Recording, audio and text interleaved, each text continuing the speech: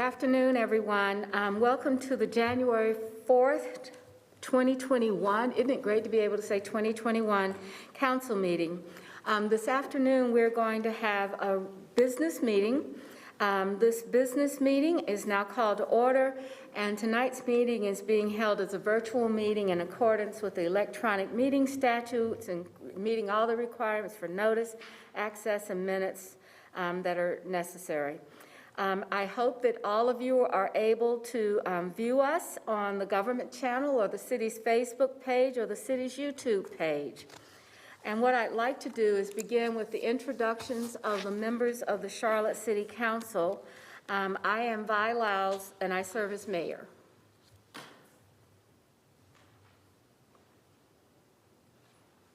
Mayor Pro Tem.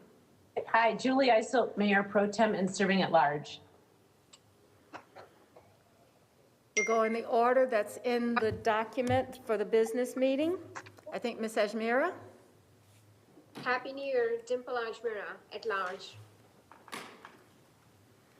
I believe Mr. Bakari has not joined us, nor has Mr. Driggs. So we'll start at our District 1. Good evening, Larkin Eggleston, District 1. Happy New Year, Malcolm Graham, District 2. Happy New Year, Victoria Watlington, District 3. Happy New Year, Renee Johnson, District 4. Happy New Year, Matt Newton, District 5. Tarek Bakari, District 6. Braxton Winston at large. Happy New Year, James Mitchell at large. Thank you. I think that's everyone that's in attendance. I'm sure Mr. Driggs will be joining us momentarily. Now I'd like to have the staff introduce themselves. Our city clerk is out for this evening, and I'd like to introduce our deputy city clerk. Stephanie Bello, Deputy City Clerk. Patrick Baker, City Attorney. Marcus Jones, City Manager. Ted Cunningham, Mayor's Office. Denata Jackson, Office of Constituent Services. Okay, with that, we always begin our meeting with expressions of inspiration or faith, and we follow that with our Pledge of Allegiance. Tonight, we're going to have that moment of inspiration given by Councilmember Ajmira, and Councilmember Winston will will recite the Pledge of Allegiance. So, Ms. Ajmira. Thank you, Madam Mayor. As we welcome a new year, this council and our city face many ongoing and new challenges. So let us pray. Dear God, please grant us the collaborative unity, collective wisdom, clear hearts, and social consciousness to do what is right and what is just for all residents of Charlotte. Please teach us to listen more, prejudice less, and help us stay focused on the universal common good and on all things that enhance the life of all residents. Help this council to lead the way. In this we pray, amen. All right, Mr. Winston. I pledge allegiance to the flag of the United States of America and to the republic for which it stands, one nation, under God, indivisible, with liberty and justice for all. Thank you very much. So the next 90 minutes, we're going to devote to the action review, and these are items that are coming up and forward to the council for decision-making with a preview that they take place, and the city manager will go through our agenda preview, and then we'll move into our first item. Mr. Jones? Thank you, Mayor and members of council. So Mayor and council, much like last year, the week before the annual strategy meeting, we had a robust discussion about safety. And I think that based on that, we were able to work through a plan that is being implemented as we speak, which is called Safe Charlotte. Tonight, we wanted to dedicate a substantial amount of time to affordable housing. While the annual strategy meeting is next week, Monday and Tuesday, we felt that it would be good to level set, if you will, to talk a bit about the programs that have occurred over the course of the last several years, as well as what has been happening with the Housing Task Force, the Great Neighborhoods Committee and some of the efforts that we have moving forward. So we have Pam Whiteman, who has put together a robust discussion for us tonight, and as well as back in December, the mayor had me go address the Budget and Effectiveness Committee with a proposal as it related to the annual strategy meeting, and I received great feedback from that committee. And tonight, after the affordable housing update, I will provide you again with an outline for that meeting, as well as there is an opportunity on the agenda for the various committee chairs to talk about future committee topics, which I've turned that back over to the mayor. So having said that, Mayor, that's what we have in terms of action review tonight.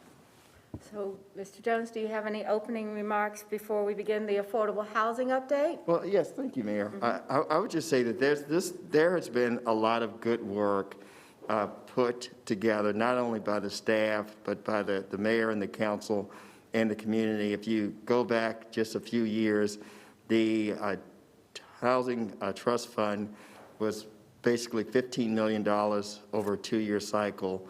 And over the last 2 bond cycles, there's been a total of $100 million. So that's $50 million for the 2018 bond and $50 million for the 2020 bond.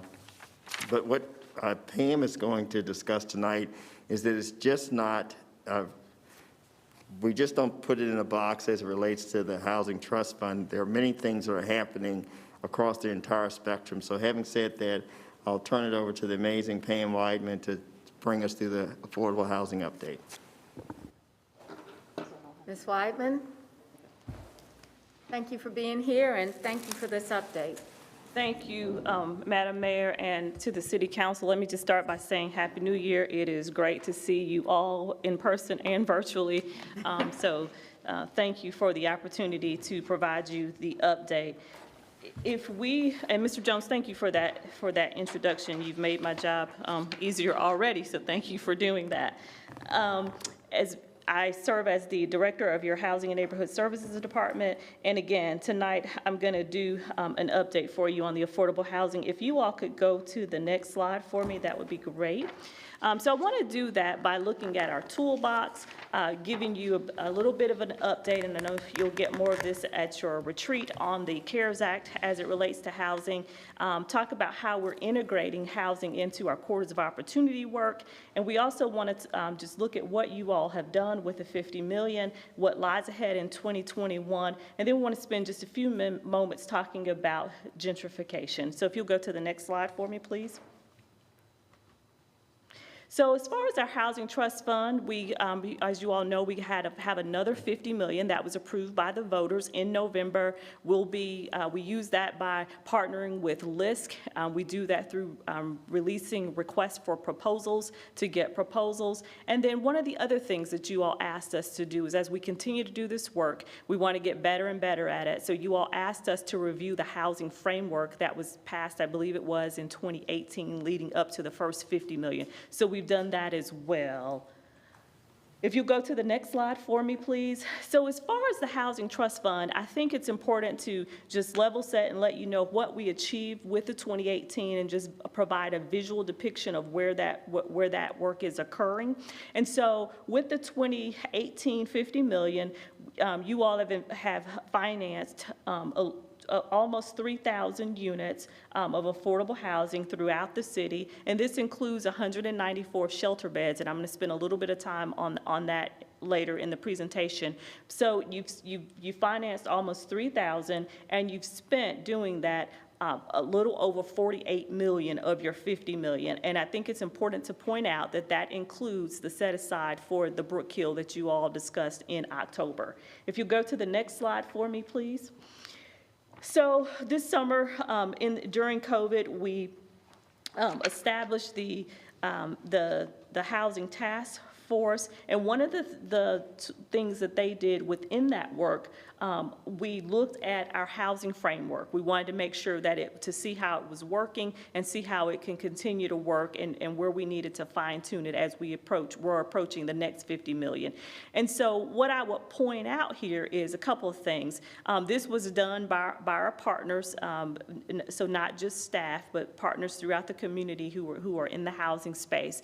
And one of the things they said is that it was working well, and because it's so new, let's fine tune it a little bit, but let's leave it, let's continue to using this tool that's working well, and that includes national best practices. And so through that work, what was recommended that we add, and we agree, and you all have talked about it a number of times, is not just focusing on rental housing. We know we get the biggest bang for our buck there, if you will, in terms of how many units we're able to get, but we also want to incorporate the affordable for-sale housing into that work.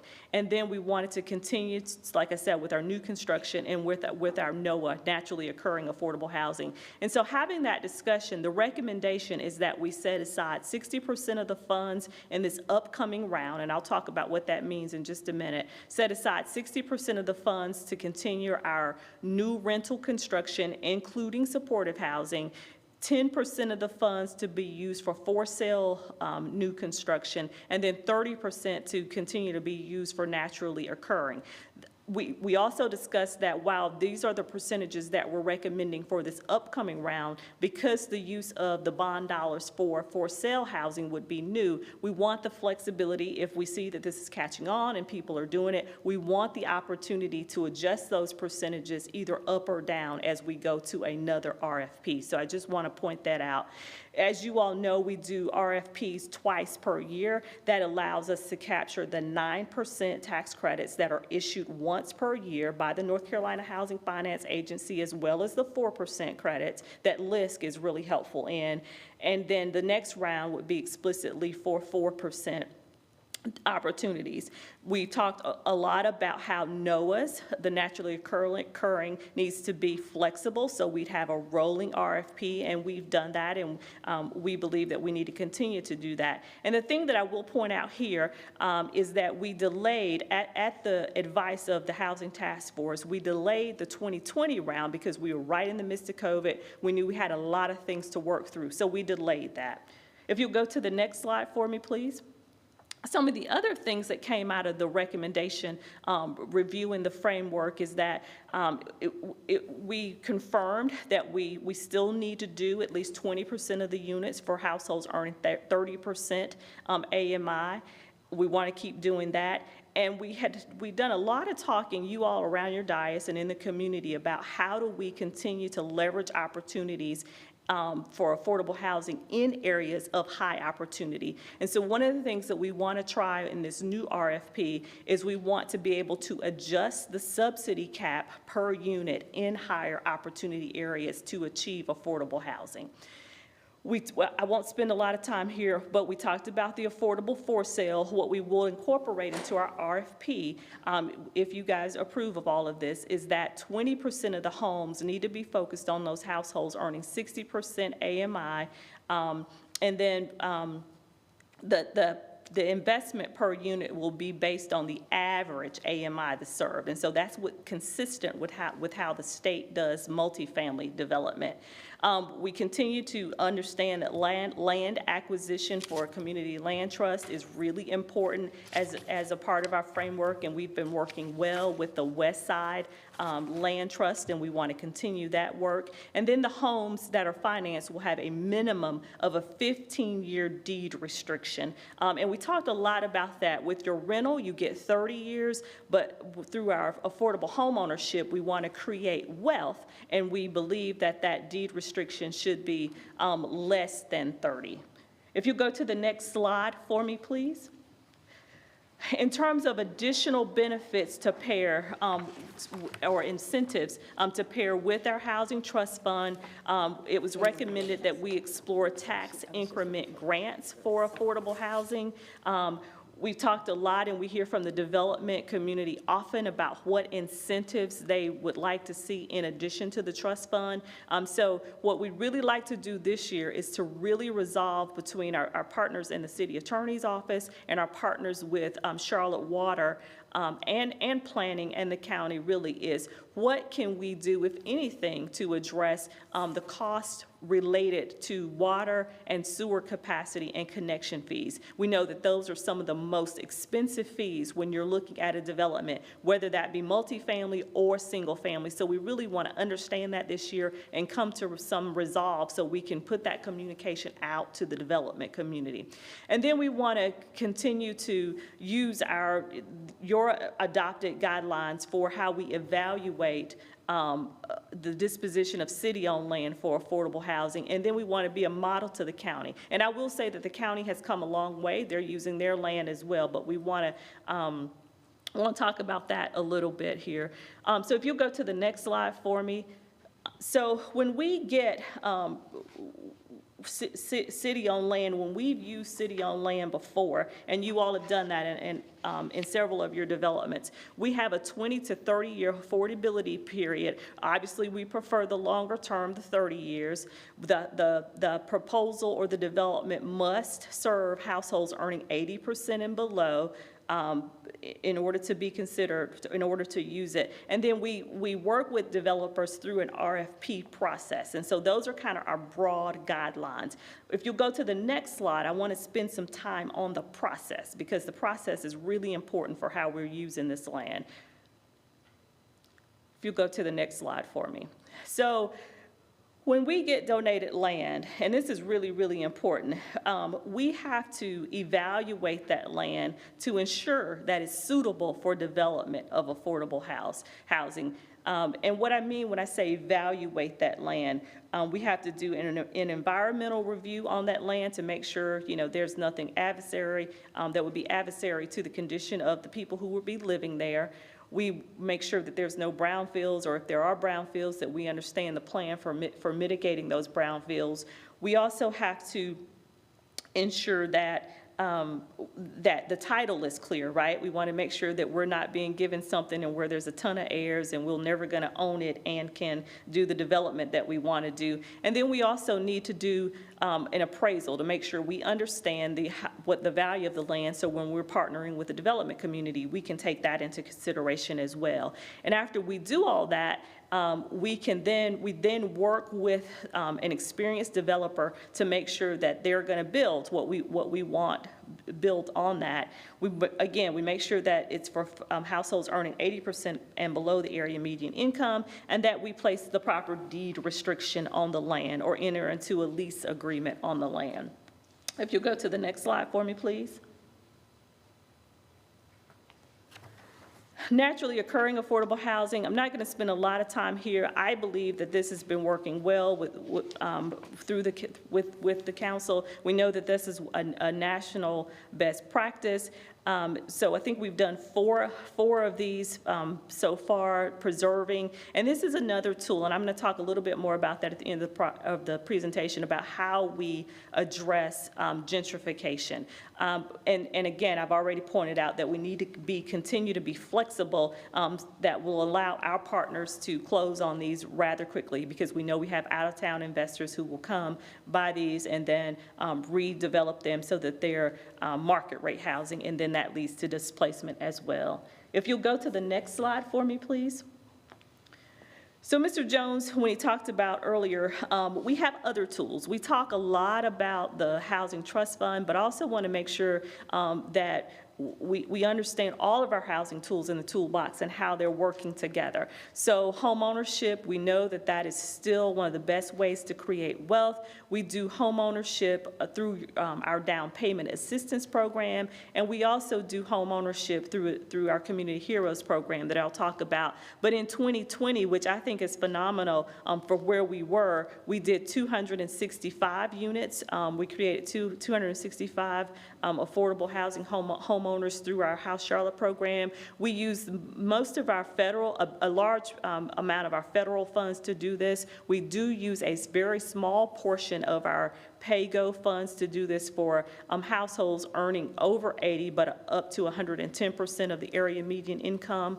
If you'll go to our next slide for me, please. Also, thanks to a partnership with the Federal Home Loan Bank of Atlanta, we're partnering with them to have what's called our Community Heroes program. This program, again, creates home ownership. It is for households earning between 80% and 120% of the area median income.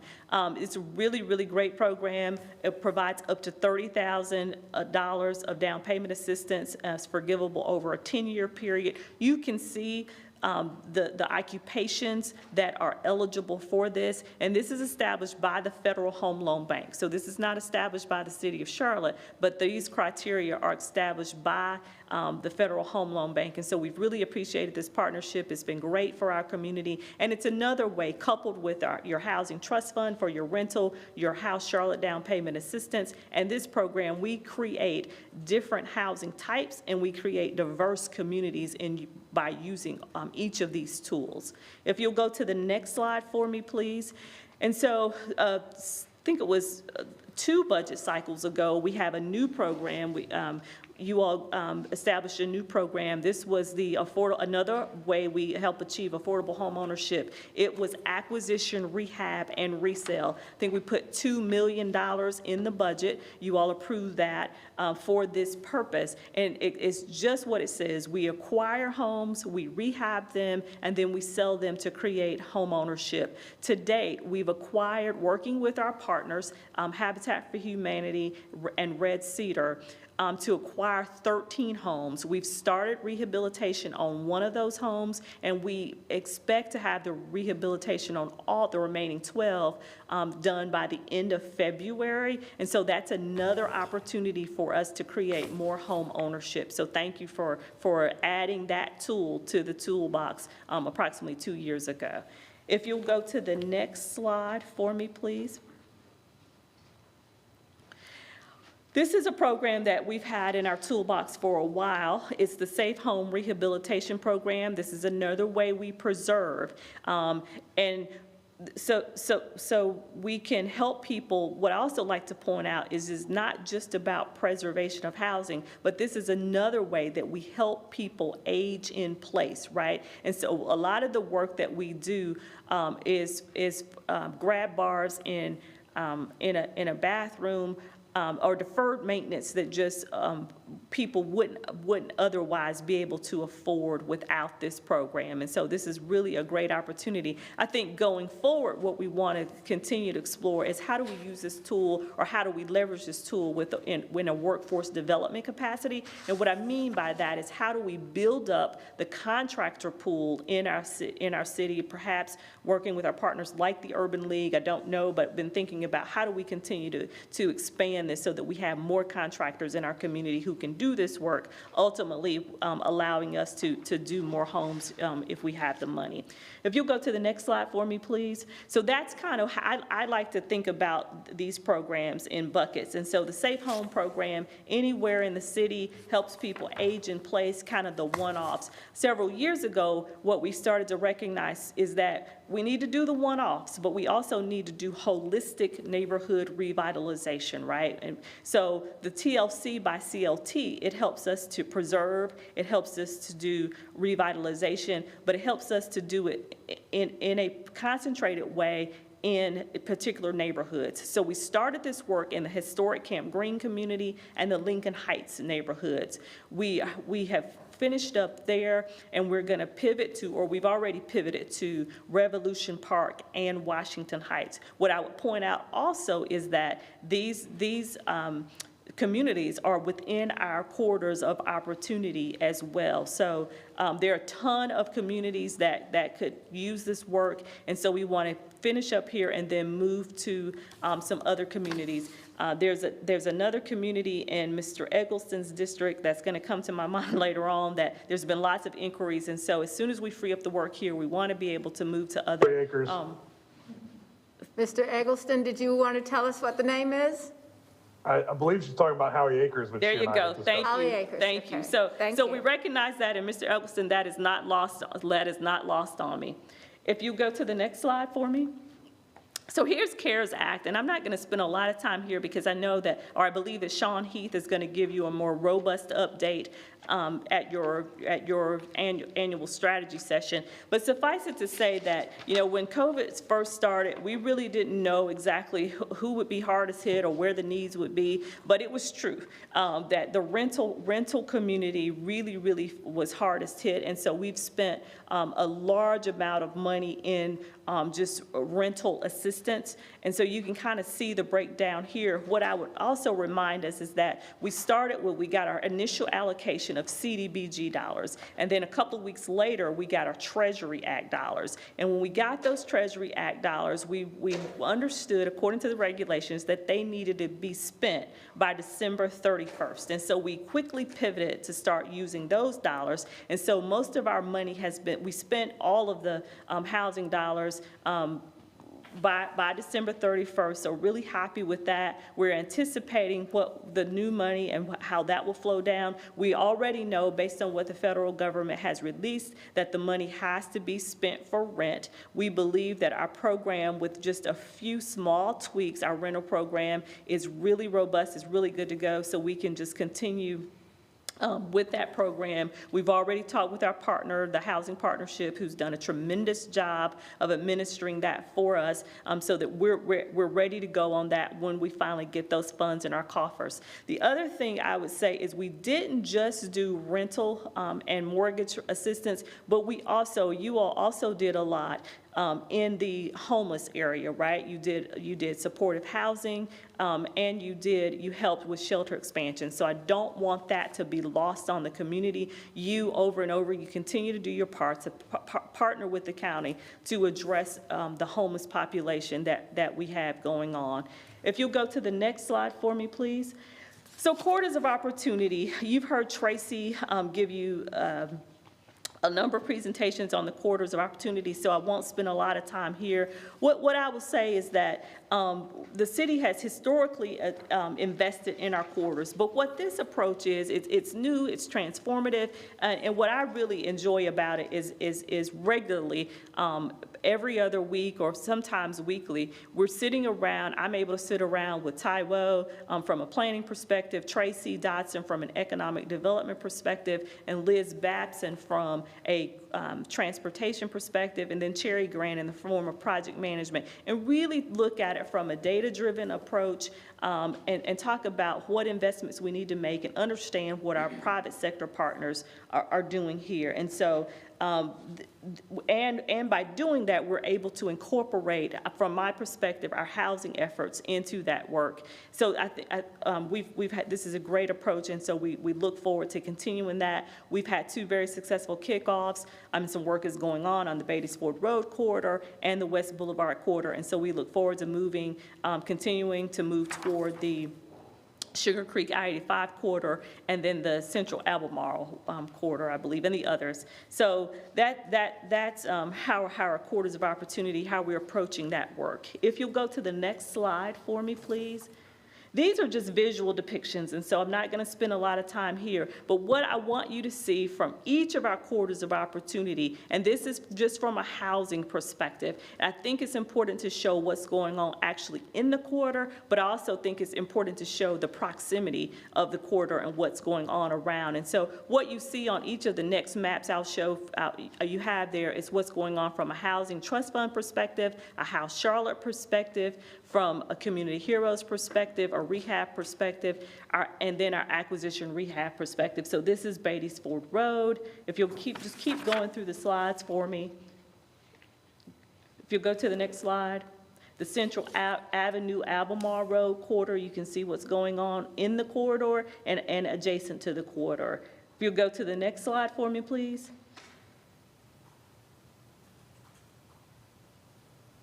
Freedom Drive, Wilkinson, you can see what's going on there. Just go to the next slide for me, please. Sugar Creek I-85. Next slide. Graham Street, North Tryon. Next slide for me. And then the West Boulevard. So that's kind of a look at what's going on now and kind of what's been accomplished. So thank you for your leadership as we look back, and I'll go ahead and thank you in advance for continued leadership as we look at what's to come in 2021. So as far as our Housing Trust Fund, you can see there we have 817 units currently under construction. So those are units that have been approved from the 2018 bond and also the 2016 bond. So 817 units currently under construction. We have 194 shelter beds included in that, and that's the men's shelter. That's a combination of beds at the Statesville Avenue shelter as they're building that new building, and then we're able to incorporate a few more into what's going on at North Tryon. That new building, I was able to speak with Ms. Clayson Kelly before coming to this meeting, should be completed by the end of February. So that's the new building. If you'll go to the next slide. Well, one more thing I want to say is also, in addition to the 817 that's currently under construction, you have almost 1,500 units that have been approved that are pending closing. So they're somewhere in that process. Our stimulus funding, it's hard to know exactly what we're going to get in the city, but we anticipate about 26.5 coming. Again, it has to be used for rental assistance, and so we'll keep you posted as we get that and as we deploy that program. If you'll go to the next slide for me, please. Back 2 quarters of opportunity and creating home ownership opportunities and addressing gentrification. What you will see at a future, either a late February or a late January or an early February agenda, you will have an opportunity to approve funding to finish out Vantage Point, again, along the Beattysport Road corridor, to create 12 townhouse affordable for-sale units, and then 28 for-sale home adjacent to the funding that you all approved earlier from an economic development perspective there. So again, we're building out that work on the Beattysport Road corridor. You also, if you'll go to the next slide for me, please, you'll have your regular housing trust fund. We're going to release the RFP in partnership with LISC. We're going to do that in early February, and you can expect to see that RFP. I'll be back in front of you in April, and all of that is consistent. It lines up with the North Carolina Housing Finance Agency dates for those that are using tax credits, and for those that aren't, we still want to stay on that same cycle so we can come to you at one time for those. NOAA rental subsidy, this is fairly new. You all asked me, I believe it was late October or so, you asked us to create, you approved a pilot for Lake Mist. You asked us to evaluate that and to work on a citywide program, and so we wanted to just let you know that that is not lost on us, and that work is underway. And what I'll remind you all is this is another way to, again, avoid displacement, address gentrification, and provide units for folks who are more units for people who are earning 30% and below the area median income, who might not have another source of a voucher to do that. If you go to the next slide for me, go one more, please. I've already talked about TLC and CLT. For CLT, I won't spend a lot of time here. We're continuing the program. This is another way that people age in place and we protect and preserve units throughout our community. And then the last slide, and I've alluded to this throughout the presentation, I would say that all of our housing programs work in a way that we help address gentrification. There's no silver bullet to addressing gentrification, and housing alone won't do it. But we do use our housing programs in conjunction with our workforce development activities to help address gentrification throughout our community. Is there more we can do? Yes, but I don't want it to be lost on us that every housing tool that we put together and that you approve funding for in some way or another helps to address gentrification. The last thing I would say is also our housing program and our housing tools. We've been very intentional about listening and understanding with our partners from planning about how they fit into the comprehensive plan. I know the comprehensive plan has an overall goal of housing access for all, and so we've been really thoughtful, and we will continue to be thoughtful as we develop programs, thinking about what we're trying to do from a comprehensive perspective. And so with that, I thank you for your time. I will stop and address any questions that you all might have. Thank you, Ms. Whiteman. I don't know how to say that since we made that decision to take that leap that many people thought we couldn't, from 15 million to 50 million every 2 years. This work is astoundingly well done, very strategic, and addresses the quality of life, the diversity and inclusion we want in this community, and your team has done a fabulous job. I also want to recognize the members of the task force that led by Malcolm Graham. All of them, we have got tremendous private sector partnerships, tremendous nonprofit partnerships, and I just want to express my personal gratitude to the efforts of the city and every person in it that's making these things happen. And we also expect that there's some questions, and I think the first person is Mr. Graham. So Mr. Graham, thank you. Let me check, has Mr. Driggs joined us? So Mr. Driggs has now joined us at this point in the meeting. And I'm here, Mayor. Yes, I just wanted to make sure that we had you joining the meeting in the minutes. And so with that, a glitch on my computer, but I came in about 5 minutes late. thank you very much for letting us know. All right, so the first person that would like to, where you recognize is Mr. Graham. Thank you, Madam Mayor. I too want to thank Ms. Whiteman, her staff, and the city administration for the accomplishments of last year. We did a lot of good work last year, as you saw on the slides, and one of the things about a new year is that we get to do it all over again. So I'm really excited about the opportunity to lead the committee and to address a number of issues I believe that will take center stage for our community this year coming through the committee. Ms. Wyman, could you tell the community in reference to where we stand, though, reference to moratoriums in terms of apartments and evictions? What's the playing field for that now? Yes, sir. Thank you, Mr. Graham, for that question. And also, Mayor, thank you for your leadership, and Mr. Graham, thank you for your leadership around the committee, and Mr. Manager as well, and my team. I could not do this without the team. So as far as moratoriums, we have an extension through the end of January on eviction moratoriums for people who are impacted due to COVID. And I choose those words very wisely, for people who are impacted due to COVID. That's not to say that you can't be evicted for other reasons or violating your lease for other reasons than having been impacted for COVID. Okay. Could you give the committee, the council, an update on terms of, or a preview of some of the applications you're expecting to receive, if you know of any, for the Housing Trust Fund? Do we have any SRO housing in there? Are there any type of NOLAs coming our way again? Can you give us a sneak preview if you know of any? So Mr. Graham, the short answer to that is I know of one. I think it's in Council Member Watlington's district, but I would be in a better position to give you a sneak preview of what is coming after we have received those applications. A lot of developers are thinking through things, but again, we don't really know until we get those applications. Okay.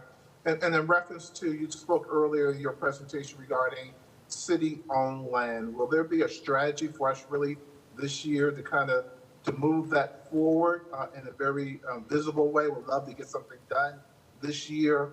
And if so, can SRO housing be a part of the scenario? So what's the process for moving that forward? Right. So I would remind you, Mr. Graham, is that, and I always want you all to take credit, you have done a number of developments on your city-owned land. We would use the same kind of guidelines and process guidelines that you've approved, and the process, unless you all tell me something different, that I just went through. My guess would be that, and I look to the manager, and we can talk about this a little more offline, I'm not sure that we would include any of the city-owned land in the January round, but we would be, he's nodding at me, so that's a good sign, but that we would really be looking to understand what city-owned properties we're going to include in our summer round, where we would do 4%. Okay. I think that's something I would really love to see us move on this year, really focus on how we utilize our own access, really to kind of get more housing on the ground sooner, especially housing that's, you're going to hear me say this over and over again this year, SRO housing. I think there's a great need for that in our community for a wide variety of reasons. So we'd love to engage you and the management team in reference to that. And then my last question is, any updates on Brook Hill since we put the $3 million out there? No, sir. Okay. Thank you, ma'am. Thank you. Ms. Johnson?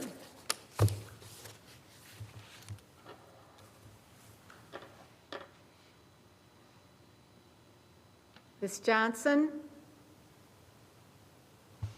Thank you, Mayor. I've been doing that all day, so sorry about that. Thank you.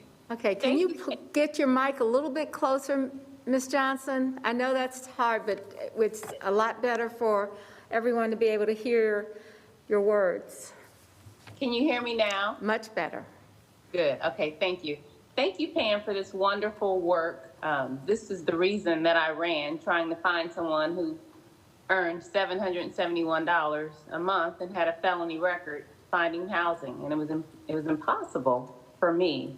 So this is so rewarding. We've got a lot of work to do, but this is huge. So thank you for this work. I do have some questions. Can you explain the moratorium that Councilmember Graham just asked about? You said there wouldn't be eviction, but we want the public to understand that evictions can still be filed. I think, again, we need to sound the alarm on that because there can be evictions on their record. Is that the case? Sure. Very simply, Ms. Johnson, is that people cannot be evicted for a lack of rental payment due to a reduction in their income related to COVID. However, they can be evicted, or an eviction can be filed for other reasons that a person might violate their lease. And so what I want people to understand is it's not a blanket moratorium. The moratorium was extended from December 31st through the end of January. And I think it's always important that we remind the public that our Community Relations Committee has a mediation program if both the tenant and the landlord are willing to do that. They can contact CRC to go through eviction mediation as another mechanism to perhaps avoid eviction. Okay, just to clarify, the eviction moratorium, even if someone's late on their rent because of COVID circumstances, when you say moratorium, you mean the actual set out, correct? There can still be a filing by the landlord of the eviction, thus it will be on their record. Can you clarify that? I think maybe we ought to, before we jump into being in charge of the eviction orders of the governor, maybe we ought to get someone that has the actual legal experience. And so maybe between Ms. Weidman and Mr. Baker, we could get you a response on exactly what that means. Okay, thank you. That's fine. Okay. If it's an extension of what was in place before, then evictions can still be filed, and we just really want that out there. The moratorium was for the actual, I think it's whatever the legal term is, actually them being set out of the house. That's right. Okay. Secondly, when you mentioned the TIG and the discounted permitting fees for developers, there was opportunity for the tax increment grant and discounted permit fees for developers to develop affordable housing. So through the work of the task force and from community discussions, those are things that I want to be very, very clear on this, is we want to explore those things, the possibility to do a TIG for affordable housing, the possibility, and I highlight possibility what can we do with water fees, tap capacity fees and permitting. I don't want to run afoul of what we can do from a legal perspective, but what we want to do is those discussions have been had in this community for a number of years. And so by working with our legal colleagues and our colleagues in water and planning and permitting, we really, really want to understand that so that we can appropriately communicate to you all and to the development community as we move forward, rather than just continuing to have the conversations. Okay, so we were discussing tax increment grants earlier today in the ED committee. One of the barriers with the tax increment grants is that it's due to the requirements, it's more appropriate for very large developers. But I received a message today from a church who has some acreage and wants to have some discussion about affordable housing that I'll refer you to. But they wouldn't qualify for the TIG. So while you're exploring the possibilities, can we also look at opportunities for smaller developers and landlords that might want to get into the housing, affordable housing arena, such as the matching grants, or just to expand the opportunities for developers? Yes, ma'am. We can look at that, and I'll remind us of that we've had some success with churches and the faith community, but yes, ma'am, we can look at that just as you've outlined. Okay, and then you talked about the TLC CLT program and the Safe Home Rehabilitation Program. Those are great programs that can also help homeowners in fighting gentrification. I know I talked to the city manager, and there are other neighborhoods. There are neighborhoods like Hidden Valley and those types of neighborhoods. So how do we expand those programs for specific neighborhoods like Hidden Valley, where we know developers are knocking at their door daily? But these types of programs would help them to maintain their home. So are we looking at expanding those programs soon for citywide residents? Councilmember Johnson, I think I'm going to tag in with Pam on this one. And I do appreciate the conversation that we had last month. And I think the best way to address this is say yes.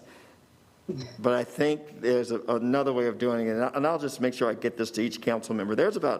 We started off with the corridors of opportunity, and there are about 50 programs that we have in our toolbox. And those 50 programs, 50-plus programs, have served us well as we address Safe Charlotte. It served us well as we started to address the corridors of opportunity. And we believe there are 16 separate programs that if we continue this collaborative approach, and I would say this to the council, one of the concerns a couple of years ago was how the city departments worked in silos as opposed to cross-collaboration. I think Pam has been a great example of how this cross-collaboration works. With that said, we believe that we can take a three-prong approach to have an anti-displacement pilot that would be in place hopefully by the first half of this year. One, I want to thank Rebecca Hefner and Pam Weidman and Sarah Hazel for all they're doing around just data. And the first step is this dashboard, which we can show the different neighborhoods, if you will, that have pressures of displacement. And we believe that we can have that dashboard up relatively soon. And then from that point, we would start to begin to examine those top 10 neighborhoods and see to what extent can we package some of these 16-plus programs together in such a way that it would help us, especially in the corridors, with anti-displacement, but not just for what we know now, but as you start to discuss Charlotte Moves and all of these other opportunities that may come up, how do we get out in front of this years and years and years in advance so that we can identify potentially those future neighborhoods that could have an increase, so we can have an increase of possibility of displacement. So I started off with yes, and we believe that in the first half of the year, we would be able to pilot something. Okay, great, thank you. My next question is regarding the programs for special populations, specifically CMPD. And I believe there's down payment assistance, and I know we've talked about this, but is there a possibility for tax credits or some type of incentive for officers to live in the city of Charlotte?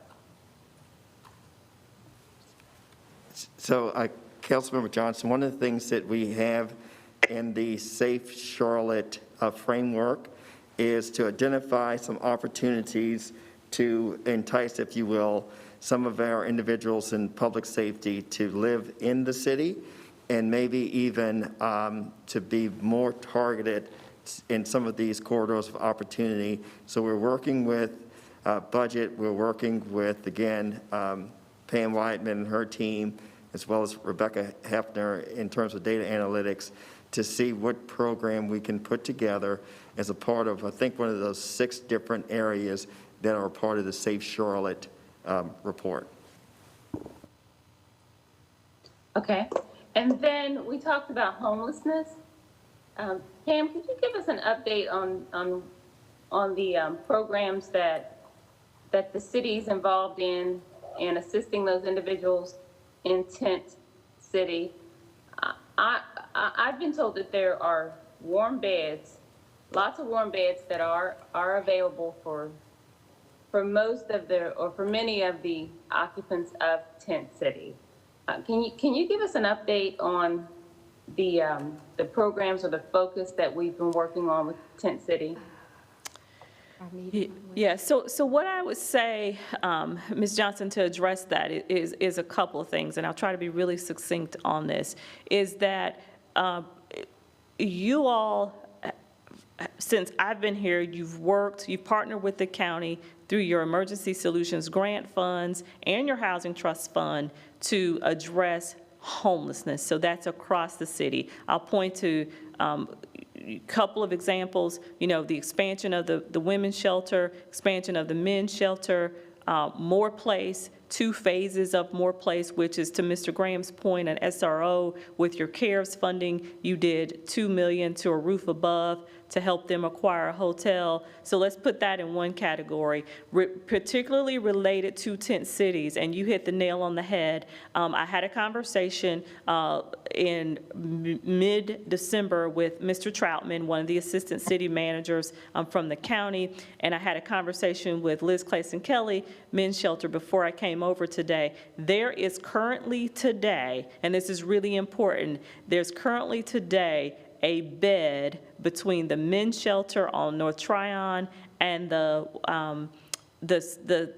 shelter, the existing place on Statesville Avenue, and the Salvation Army Women's Shelter has and is making available a space for any woman that might be out there. So there is currently today a space available for everybody who is in tent cities today.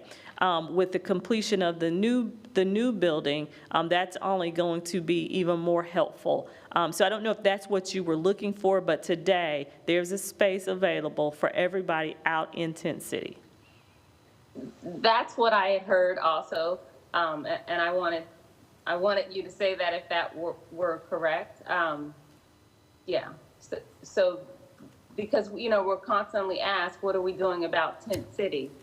But let the record show that there's a warm bed for everyone at Tent City. The issue now, I guess, is to work on from a holistic approach and figure out why those individuals aren't going to those warm beds, if it's a matter of awareness or other case management needs, perhaps they have pets or whatever the reason. But I just wanted to clarify that the city has addressed it, and there's a solution that we're working towards. So thank you. That's all the questions I have. Thank you. Thank you, ma'am. Mayor Pro Tem? Thank you, Madam Mayor. Pam, first of all, thank you for this presentation. It was really helpful, especially as we talk about how we're going to pivot and sort of try to meet the needs of the community that are really so complex when you talk about renting versus owning, gentrification, and how to keep people in their homes. I think that's a really important part of the conversation, and because the situation with Tent City is so visible and so painful to see, but what's invisible are the people that are on the verge of homelessness. And so I really applaud the work that you all have done and the work that staff has done with our CARES Act money to keep people housed, to keep people in their homes, whether it's just a little help with rent.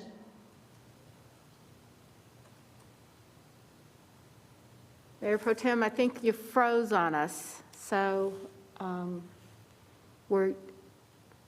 Mayor Pro Tem, I'm going to come back to you if we're having a problem with the equipment right now. I'm going to go to Mr. Winston, and we'll come back to the Mayor Pro Tem. Mr. Winston? Yes, thank you. I just want to kind of go along with the Tent City questioning. My question initially wasn't about that. So my understanding to the answer of a question that just happened was, if we have enough shelter beds and resources between motels and hotels that the county has purchased to move everybody in the tent city that is forming on the outskirts of Uptown, if they wanted to, if the people that lives in these tents wanted to, they could be in a bed right now? Is that what we're saying, basically? Yes, sir, that is correct. Mr. Right, Winston, can I just add to that? About 2 weeks ago, or maybe less than that, there was a presentation by Anthony Troutman to the board of, to the County Commission Board, and he went through a very long process of doing a census, outreach, and so it's not just as simple as, well, we offered them a bed. There was actually a process that the county followed to interact with every person, talk to them about what their choices were, and there was an opportunity, as Ms. Weidman said, that there are places for them, but that is sometimes more difficult than just saying, here's a place for you. But I believe that the county has a strategy that they're actually working, because a lot of these folks require additional services that are provided around public health issues that people in the city has. So I sent an email with a link to Mr. Troutman's presentation. If you have a chance to go back and take a look at it, it might be helpful to explain not just that there's a bed, but there has been an effort to have a process to make it work as well. Absolutely, and I will try to go back through that whole thing. So I just want to understand kind of the dynamics that we're dealing with. But I'm under the belief, under the assumption, I guess, that we have a lot of people that are actually in the shelters right now as well, and that are in these hotel rooms and motel rooms because there's a great need. Is that correct? So. That is correct as well, Mr. Winston. And I think what's important to note is that the shelters have been very, although there are a lot of people there, they've been very, very keen on making sure that they're there, recognizing the opportunity to social distance as well. Mm-hmm. Okay, so if we still have a tent city, but would be able to accommodate the people in tent city in shelter, but the shelters that we do currently have are still being used, are they at or near capacity by people that need that type of shelter right now? So I think that's a fluke. I would say that I'm confident in saying they're near capacity. I won't say that they're at capacity, but I feel certain that they are near capacity, the shelters. And don't forget the work that you've done to help with that capacity during this COVID time particularly. So, but we are of the belief, and I guess us as the city and the partners, that while we could, I guess, technically accommodate the folks at Tent City and the folks that are in shelters now, we need more shelter room to accommodate the full need in our community right now. Is that correct? So I would say shelter broad, Mr. Winston. So again, remember, you assisted the men's shelter to acquire a hotel, so that's going to provide you some more space. You've also assisted the men's shelter with a new building on Statesville Avenue, so that's coming online. You provided some assistance to the women's shelter. So you continue to do things to make sure that people are in shelters, whether that be the traditional congregate shelter or other types of shelter. Cool. Yeah, well, thank you for that update. My original question, really,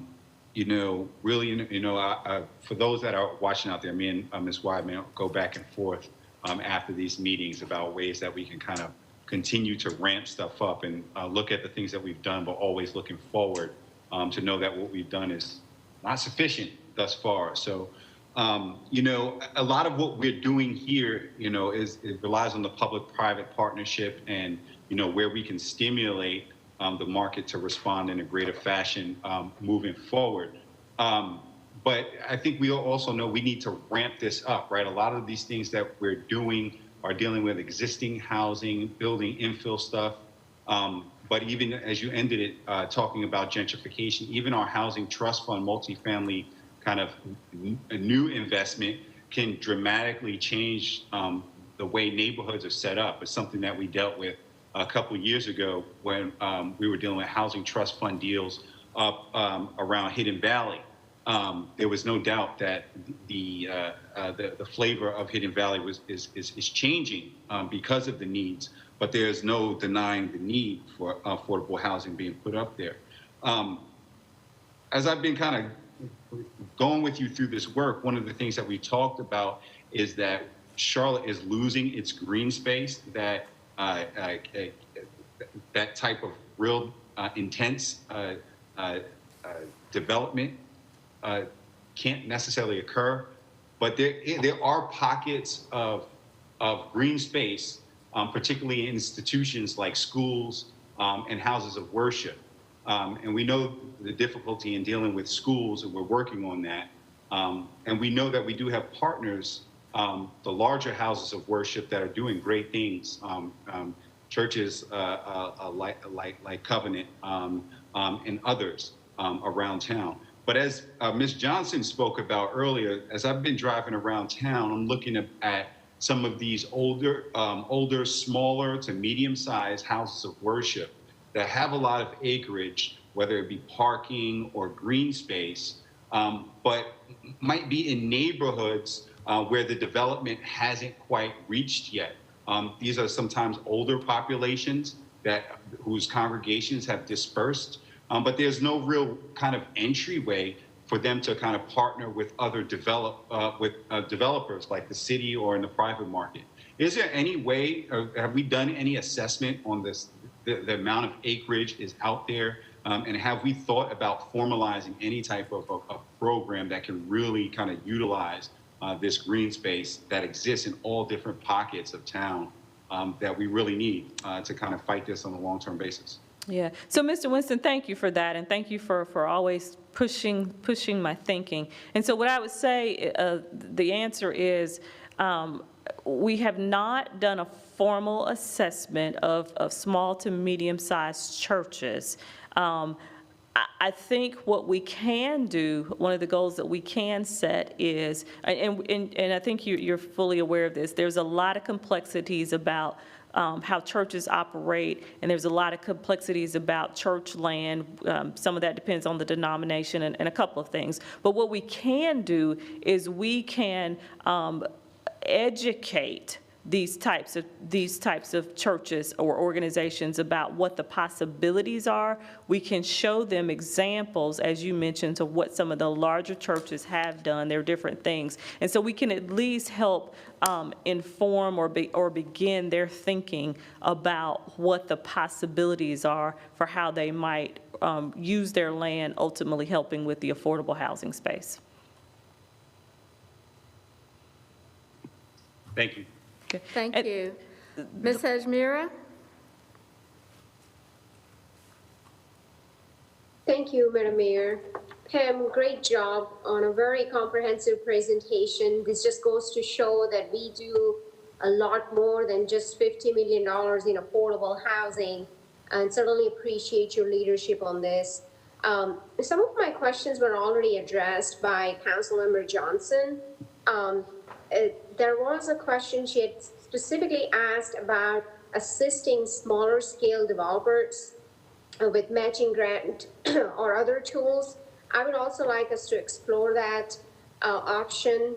Other question I have, if you could just go to the slide where there is an allocation where there is 30% for NOAA, 60% for the new housing, and 10% for sale housing. Could you go to that slide, please? Yes, in the control room, they're going to go to it for me. Just keep going back. And as we're getting there, the one thing that I forgot to point out to you all, I think you all know this. So we showed you kind of our numbers and what we've done with all of our various programs. What we didn't show is also what's been achieved through rezoning, right? And so that's really important too, because that's voluntary through the rezoning process. You're putting no money in that. And if I believe off the top of my head, as of November, I think there were a little over 940 units that will be coming online through the rezoning process. Again, that's voluntary. And so I want you all to be able to acknowledge and take credit for that as well. But keep going for me, Wendy, please. Slide 5, I believe it is. Thank you. Almost there. One more. There we go. Thank you. Yeah, this is good. So Pam, to that point that you just made, is that included in the numbers that you had presented in this presentation, or that's just additional? That is additional. Okay. That's great. We made some great progress here. What I wanted to understand, I know that we have allocation target. I'm interested in understanding what was the request for NOAA's, and what percentage of our requests have come for NOAA's, what percentage of our requests have come from affordable for sale housing, and what request has come in, what percentage of requests has come in for affordable rental housing. Right. Based on that number, I'm trying to understand if we need to make any changes in our allocation targets. Right. So that's a great question, Councilmember Ajmira, and that was actually the thinking that went into this slide. It is how we arrived at this breakdown. So, for example, you really don't know when NOAAs are coming. You have to, kind of be ready to address them when they come. But just kind of based on the 50 million, so let me just say the for sale is new. So that's not historical. But what we wanted to do was, and that's why you see the lower percentage, because we've heard about it and we've talked about it in the community, but we don't actually have an example. So we looked at 100% of the 50 million.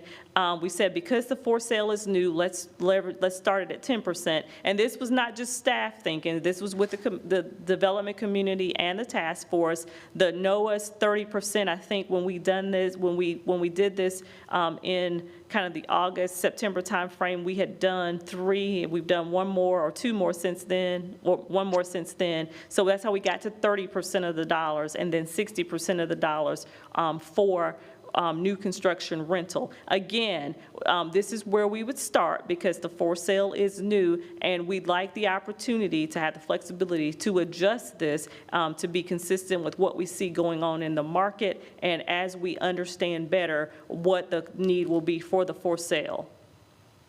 I understand. So I like that we are being flexible here to address the needs that as we see it coming.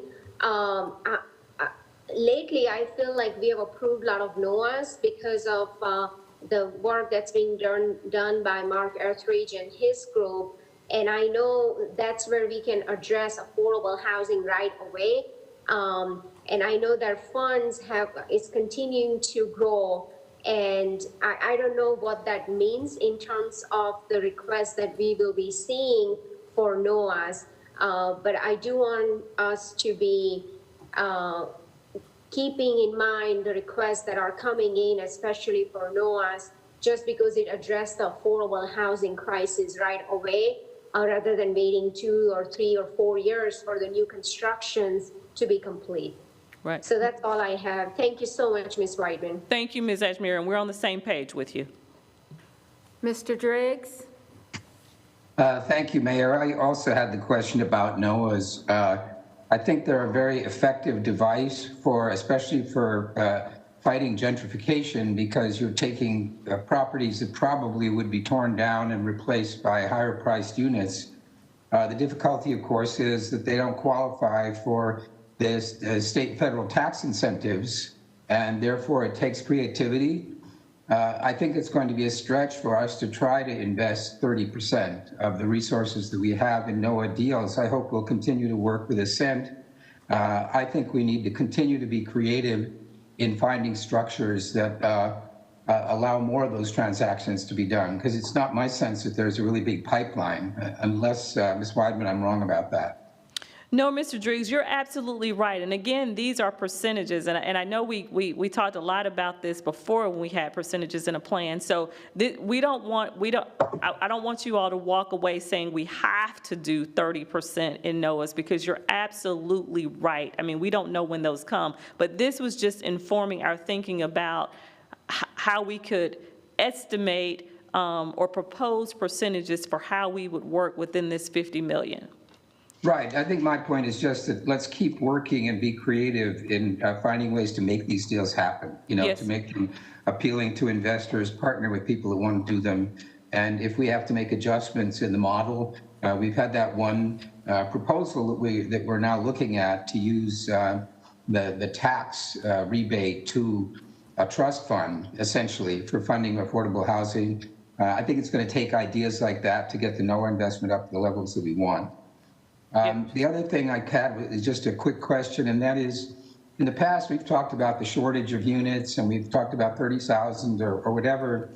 Do we have some process for monitoring our actual progress here in addressing these things? Are we keeping track of whether or not we're making headway, how successful we're being on gentrification and on meeting the demand for affordable units?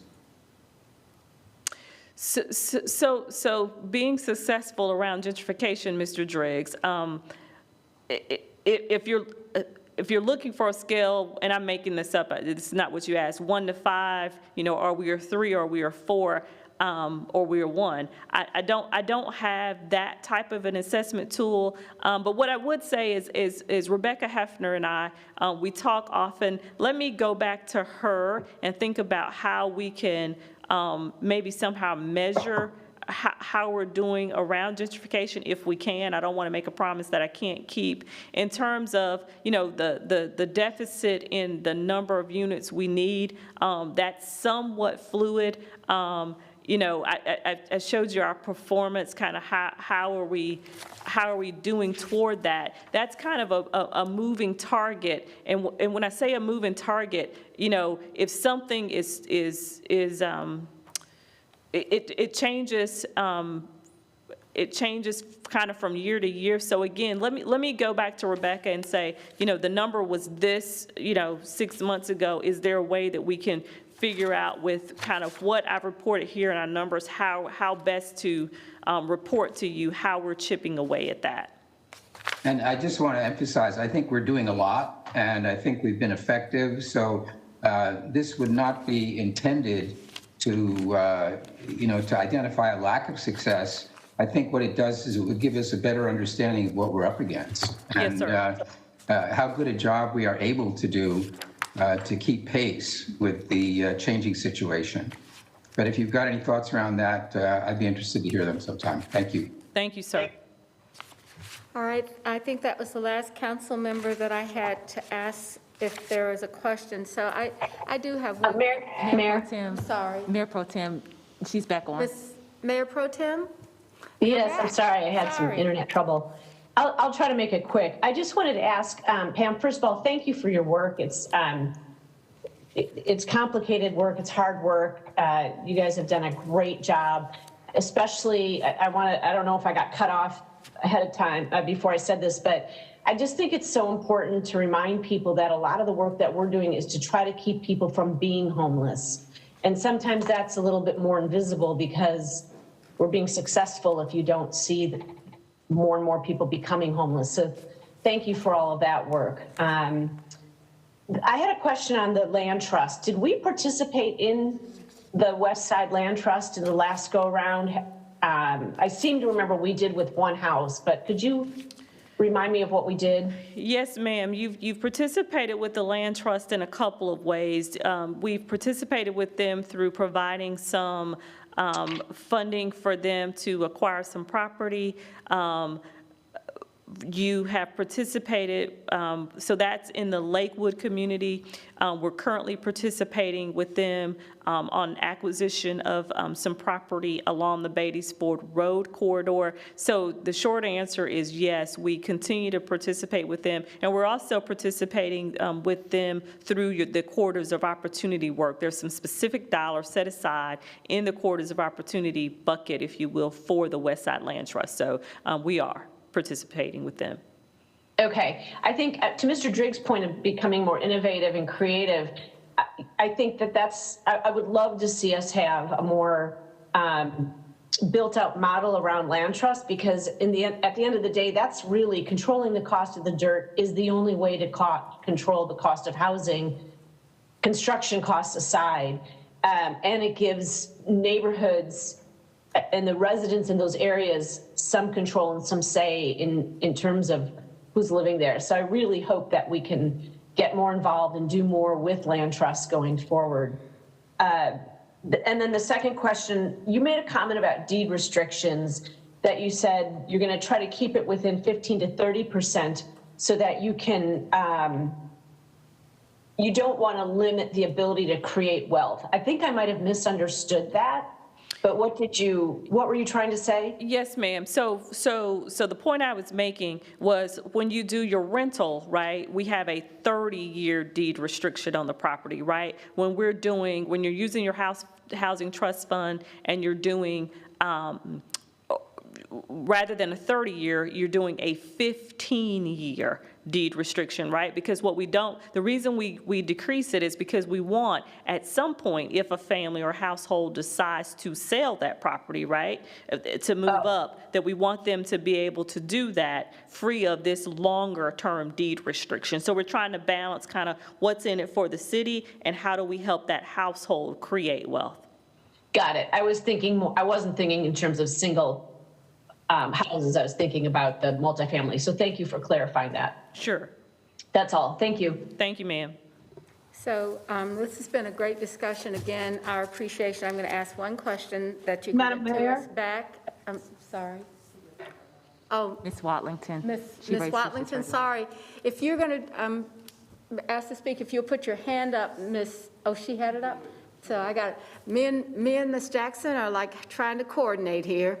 You know, it's like that, what is it, that movie where he says, coordinate. It was Boomerang. That's right, thank you. Oh, trivia night, movie trivia night. Eddie, yes, thank you. Mayor, Okay, Mayor, it was you know Eddie's dad. well, Mayor, you Okay, sorry, Victoria. Miss Watlington. Sure. I just had two things. Firstly, I'm so happy to hear Councilmember Isel lifting up the land trust. Pam, I know you know that is near and dear to my heart, so I'm so happy for the work that you guys are doing ongoing with them.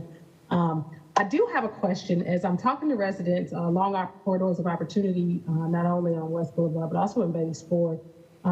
There is some question about how we are marrying up our affordable housing initiatives with our commercial investment to ensure mixed income neighborhoods. Can you speak a little bit about how those are working in tandem? Because of course we are supporting affordable housing, but we also know that for stable neighborhoods and for successful schools and comfortable areas that people can live in and grow through, we want to make sure we're not concentrating poverty. So can you talk a little bit about how we're looking at that integration?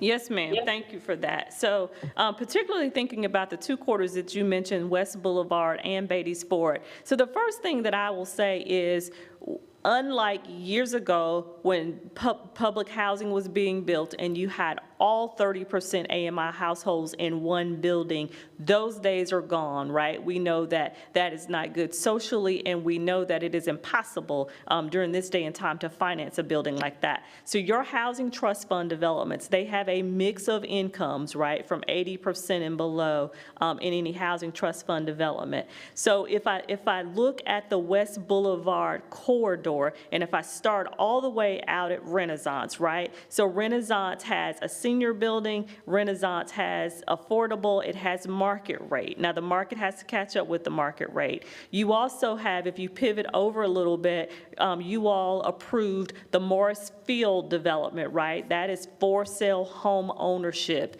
If you travel on up the corridor, you're doing the great work there, Ms. Watlington, at the shopping center there, where you're bringing economic development opportunities in there. And then if you come all the way up West Boulevard, you're seeing there's a townhome community that's being built. It's market rate. I think they start at like $400,000, and you have the work, the Ryan Home development that's kind of adjacent. So that's kind of, we're recognizing that, and we're trying to kind of pepper, if you will, our efforts, our affordable housing, still our House Charlotte program along the corridor there. So we're trying to recognize kind of what we can do from a city perspective, from an economic development perspective, and also from an infrastructure perspective as well. Don't want to leave that out, and an affordable housing perspective. If I pivot over to the Beatties Ford Road corridor, we know what's kind of happening from kind of say West Trade leading into Beatties Ford Road there. You can see what's going on around Johnson C. Smith University. You have, we're doing House Charlotte along there. If I travel on down the corridor, years ago we worked with Friendship Baptist Church to do some of the transitional housing there. And now we're coming back after having, under Tracy's leadership, approved the two economic development opportunities there recently, kind of at the corner of Beatties Ford Road and LaSalle. We're going to come back with the Vantage Point and the Phoenix Rising for sale. You have Nia Point, that affordable community. And then if you travel on up the corridor, you have the work that the Park Church is doing there with their master planning, and then the senior development that you all are participating in. So those are some examples of how we're trying to be more intentional. Again, addressing gentrification, one of the ways to do that is to get the affordable housing on the ground, to help create home ownership, and then to pepper in those, or to layer in those economic development activities. Does that answer your question? It absolutely did. Thank you for that. So Ms. Whiteman, would you, on slide 12, when you have the projects that were currently under construction from 2016 and 2018, of those units, 1,400 pending units pending closing, could you give us an update about those at some point along in a report as a follow-up? I get a lot of questions like, well, we approved this project and where is it? And I know that COVID has happened, the pandemic has delayed a lot, and that's acceptable. I mean, we don't expect it to be anything except understanding the delays that it was required, but it would be good to have a list of those properties and when they expect to be able to get underway. I think that the community wants to know more about that. Yes, ma'am, I'd be happy to. All right, so we have a decision to make as the council. It is now almost 6:30, and that's when we advertise our public hearings. And I wondered if the next item on our agenda was to talk about some of the upcoming committee topics and to have the committee chairs address some of the questions around the idea of what challenges or issues of resolution are required in some of the council committee actions that are coming to the full council. But I think that since we do have our public hearings, that we can delay that until the retreat, or we can try to complete it at the end of the meeting. So my suggestion would be that we get a sense of where we are and come back to it. And if it's later, then we'll move it to the retreat. And if there's a time that we feel like we can do those reports from the committee at the end of the meeting, then we can take a look at that. Is that acceptable to the group if you just kind of say thumbs up? Okay. Yes, Mayor. All right. Thank you very much. All right, so then the next item on our agenda is really, I wanted to just bring again an update before we begin our business meeting, to remember that we've had a change with the virtual meetings on how we have to conduct our business. So I've asked the city attorney to review the procedures for our roll call voting, and I'll talk a little bit about how the roll call voting will go tonight so everybody's prepared for it. Mr. Baker? Thank you, Madam Mayor. And just for the benefit of council, as we have been conducting these meetings, we're trying to make sure that we're as accurate as we can be in terms of the record keeping that needs to occur. And sometimes it gets a little confusing in this room in terms of who's saying what and how things are being done. So I am proposing these changes that hopefully won't be too draconian, but I think will allow the meeting to flow a little bit smoother and to make sure that we're dotting all the i's and crossing all the t's of the statutory requirements that we have under virtual meetings. So what I am suggesting to you tonight is, as you all have done so far tonight, if at all possible, please leave your camera on for the duration of the meeting. If you need to step away briefly from your computer, that's fine. But if you intend to leave the meeting for any reason, and by leave the meeting, actually leave the actual business of the meeting, please let the group know in order for the clerk to be able to record you as having left the meeting. We're going to assume that you're at the meeting, even if you're not directly on camera, unless you tell us otherwise. We're going to need to have all the votes done by individual roll call of the entire city council. Again, we're getting sometimes it's difficult to hear who was saying what, and I think that the cleanest way to do these votes now is to go by an entire individual roll call of everyone on the city council that's at the meeting. If you do not respond when your name is called, you'll be recorded as a yes vote for that item, with the exception of a zoning matter. If it's a zoning matter and you don't respond, you'll be recorded as no vote recorded. So it won't be a yes or a no. It will simply be that no vote was recorded there.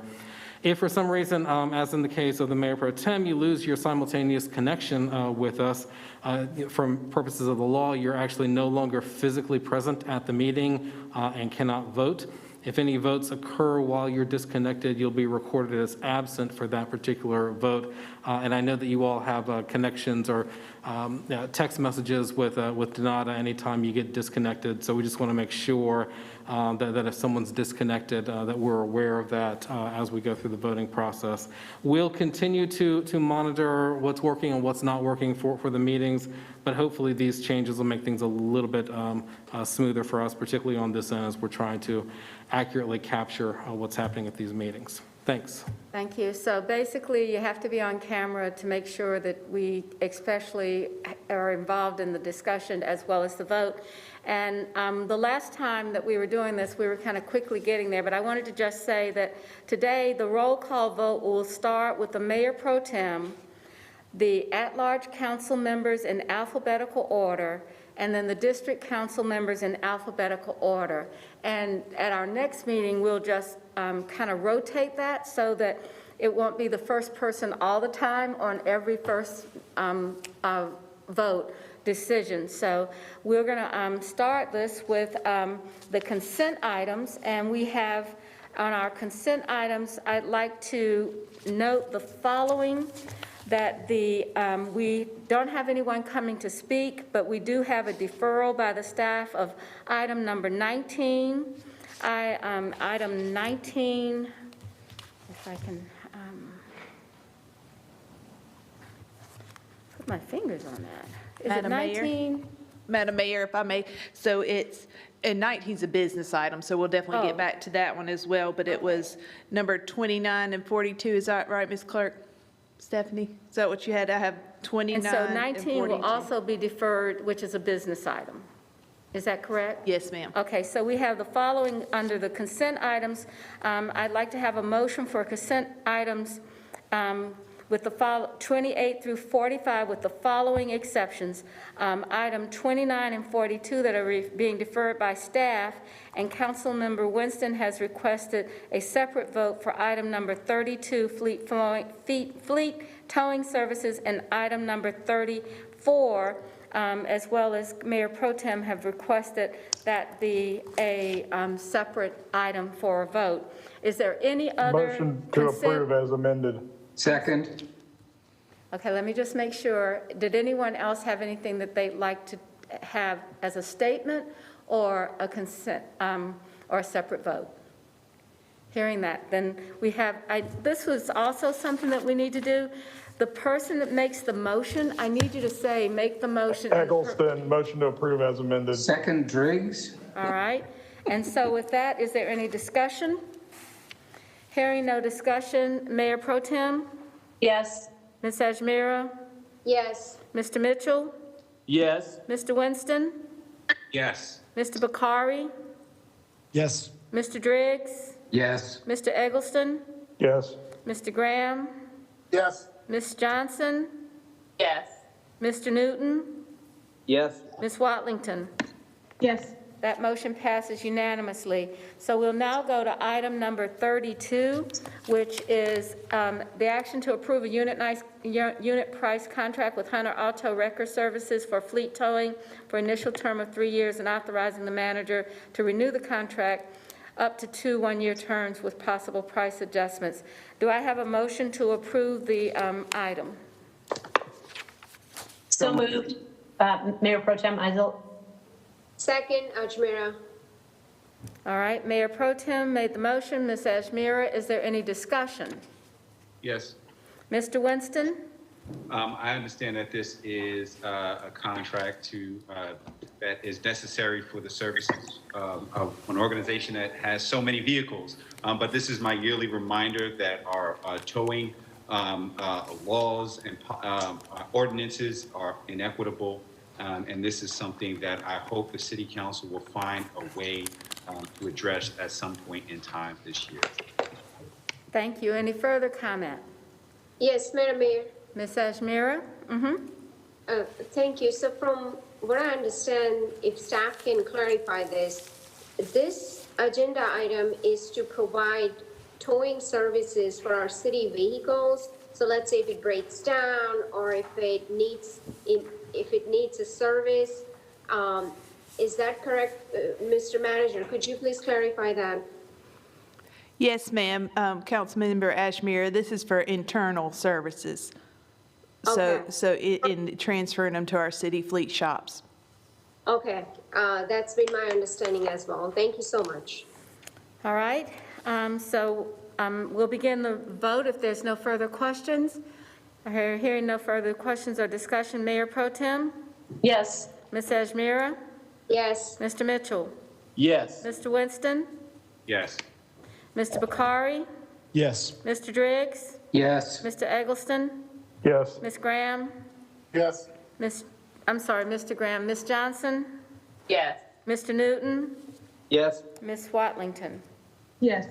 All right, the next item that was asked for was item number 34, which is authorize the manager to negotiate a contract with Dallas Area Rapid Transit and Unwire for the provision, implementation, maintenance of CATS mobile tracking application for a term of 3 years, authorizing the manager to renew that contract for up to 2 one-year terms with possible price adjustment, and authorize the city manager to purchase such additional software licenses, services, et cetera, as required to maintain the system as long as the city uses the system. Do I have a motion for approval?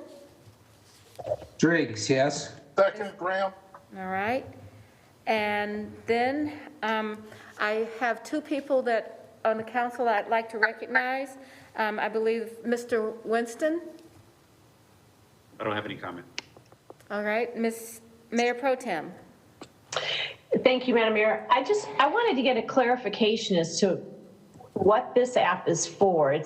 Apparently it's for the mobile payment system, and why we're not going to have one system that you can pay for all of our CATS transit and have real-time information about when your form of transportation, bus or light rail, is going to come, and when we'll have final implementation of all of this. Thank you, Mayor Pro Tem. And John Lewis, CATS Director, is available in CH14. David, if you'll turn on CH14, please.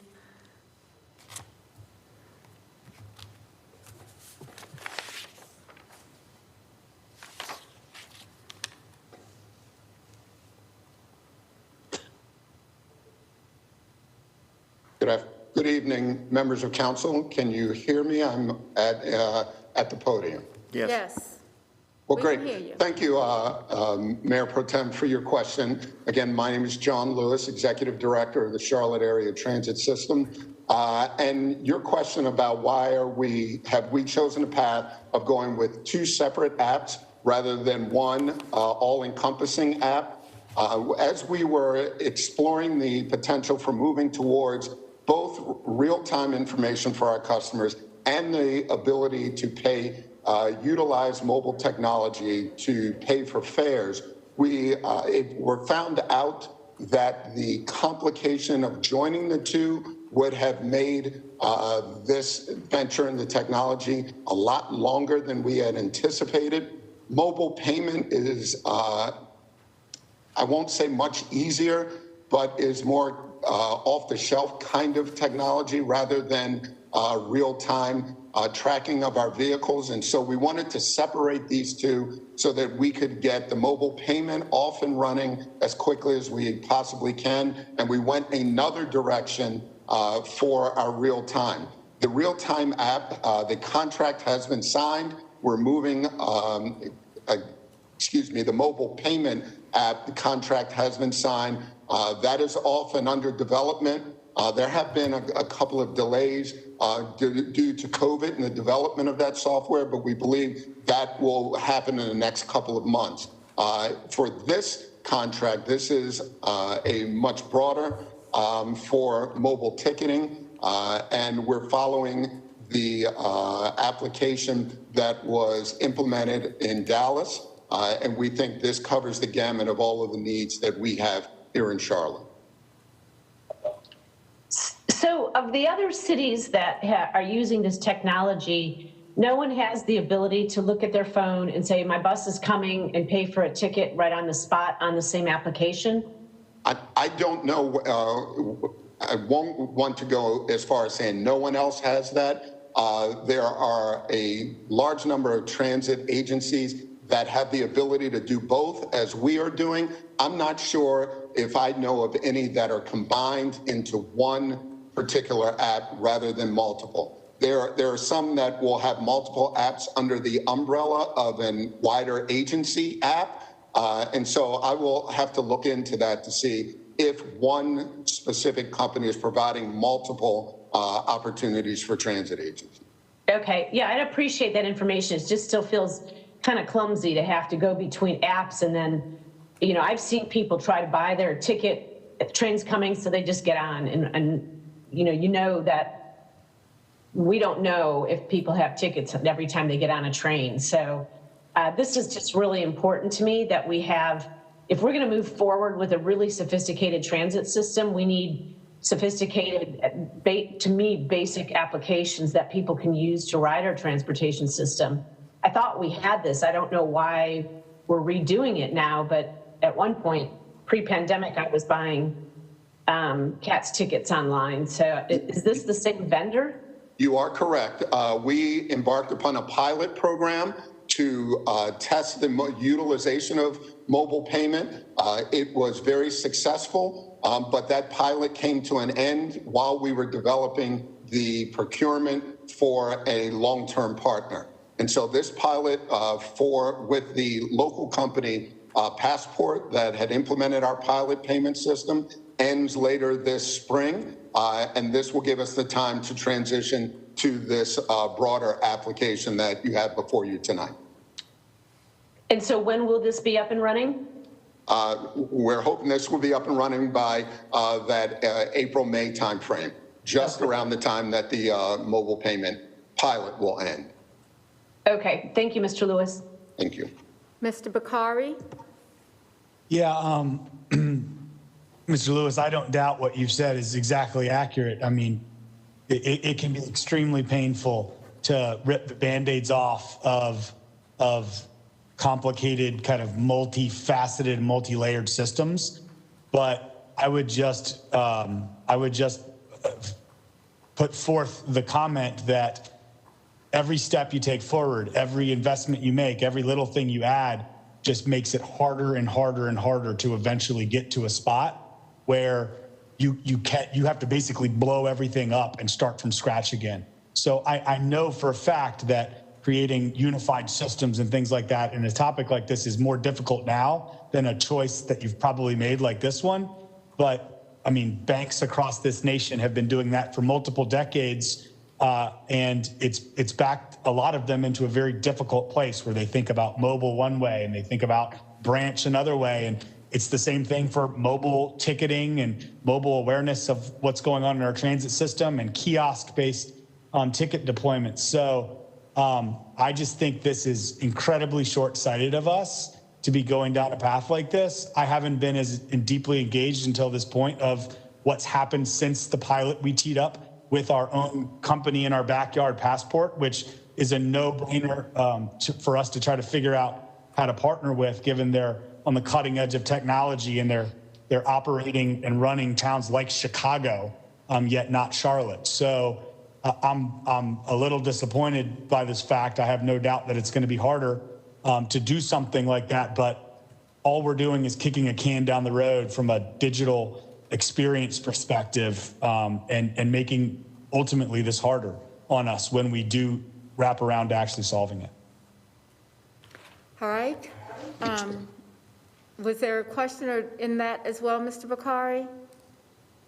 I mean, I don't think so. There's no question that's going to make me comfortable at this juncture right now. Okay. Ms. Watlington? I think my question / concern, I don't know if I'll call it a concern at this point. Can you get closer to your mic because it's kind of like running together? Can you hear me any better? Yeah, I think when you're back, it's kind of like we can't separate the words. Okay. My questions are really kind of along the lines of my colleagues in regards to the system architecture, because I'm sure that, or let me not say I'm sure, John, is the intent that the user interface is seamless to the potential transit rider? Or is the idea that there will be this having to go back and forth between apps? No, the intention is that a transit user, rider, or someone curious about looking for the opportunity ride will be able to come to the CATS website and be able, excuse me, and be able to access what we're talking, access both services without having to search and look for and pull up or download multiple sites. The intention that at some point we will have them all integrated under our website, but we are actually engaging with two separate companies in these endeavors. Okay, and then I'll just echo Councilmember Bakari in the idea of how, I just want to make sure that we're looking at this from a kind of a modular standpoint in the event that we do want to make adjustments to things, that it doesn't require us to do an overhaul each time. I know we're probably not going to see that level of detail at this council meeting, but that would be my hope in terms of how we approach these kinds of major technology updates. All right. I had a motion by Mr. Driggs and a second by Mr. Graham. Are there any other comments? Yes, Ms. Ajmira? Thank you, Madam Mayor. So, Mr. Lewis, to follow up on Mayor Pro Tem's question earlier, could we possibly defer this until you're able to address the question that was raised by Mayor Pro Tem? Are there any other vendors out there who can provide a comprehensive solution for both applications or for both needs? So if I can understand, make sure I understand your question, is it possible or would we be interested in delaying this action until we can find out whether or not there are companies that could do both? I would remind that council did act on the real-time contract. We are under contract with a vendor for the real-time app. And so I think, not a technology expert, I think it would be somewhat complicated to unravel that action, and then we would have to go out and do a separate procurement, and reminding that our current mobile payment app will expire, I believe, at the end of April. So to follow up on that, Mr. Lewis, so the real-time vendor, are they not able to develop this second app, or do they just not have capacity? I will have to look into that. They responded to our request for real-time information. I don't know offhand right now whether or not they have the expanded capacity to also do mobile ticketing, but I will find that. Yeah, I'd be interested in knowing if the vendor that we have already engaged with and have a contract with, if they can do this, that solves the problem. That's all I have. Thank you. All right, Ms. Johnson?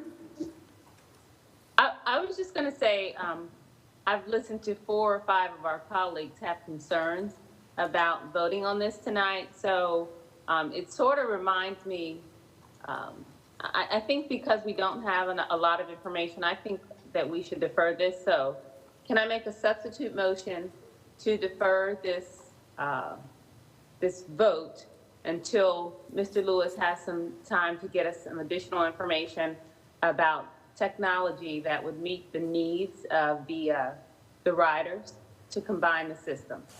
Second, Ajmera. We have a motion and a second. Mr. Lewis, if you'd like to respond or walk through that request. Well, and we the will implications certainly of it. try to get the information that council members are asking for, and we'll go ahead and defer this if that is council's interest at this time. All right, Mayor Pro Tem? No, I'll take my hand down. That's kind of where I was going. I'd also like info on why we went with Passport for the pilot, but we were going with Dallas for the actual implementation. Okay. I have a substitute motion to defer this item for additional information. Is there any further comment by the council? Yes, Madam Mayor, my hand is up. Yes, Ms. Watlington?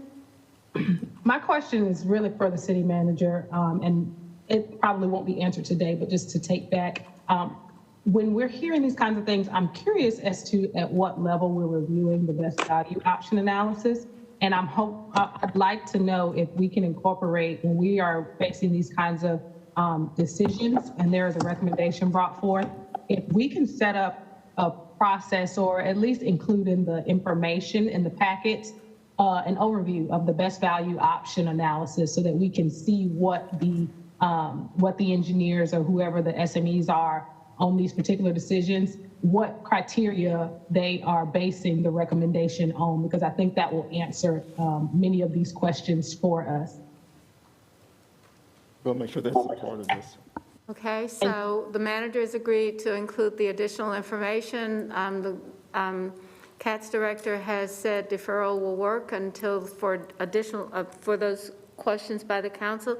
Any further comment? Hearing no further comment, all in favor of the substitute motion, Mayor Pro Tem? Yes. Ms. Ajmera? Yes. Mr. Mitchell? Yes. Mr. Winston? Mr. Bakari? Yes. Mr. Driggs? Yes. Mr. Eggleston? Yes. Mr. Graham? Mr. Graham? I can't hear Mr. Graham, and Yes. Mr. Newton? Mr. Newton? I can't hear you. Yes. Ms. Yes. Watlington?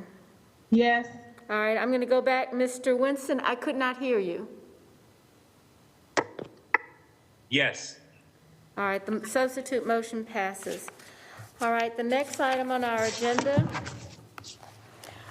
we have our public hearings now. Our public hearings, we have items 7, 8, 9, and 10, and they are all public hearings on resolutions to close property. So we have no speakers signed up. I've asked the attorney.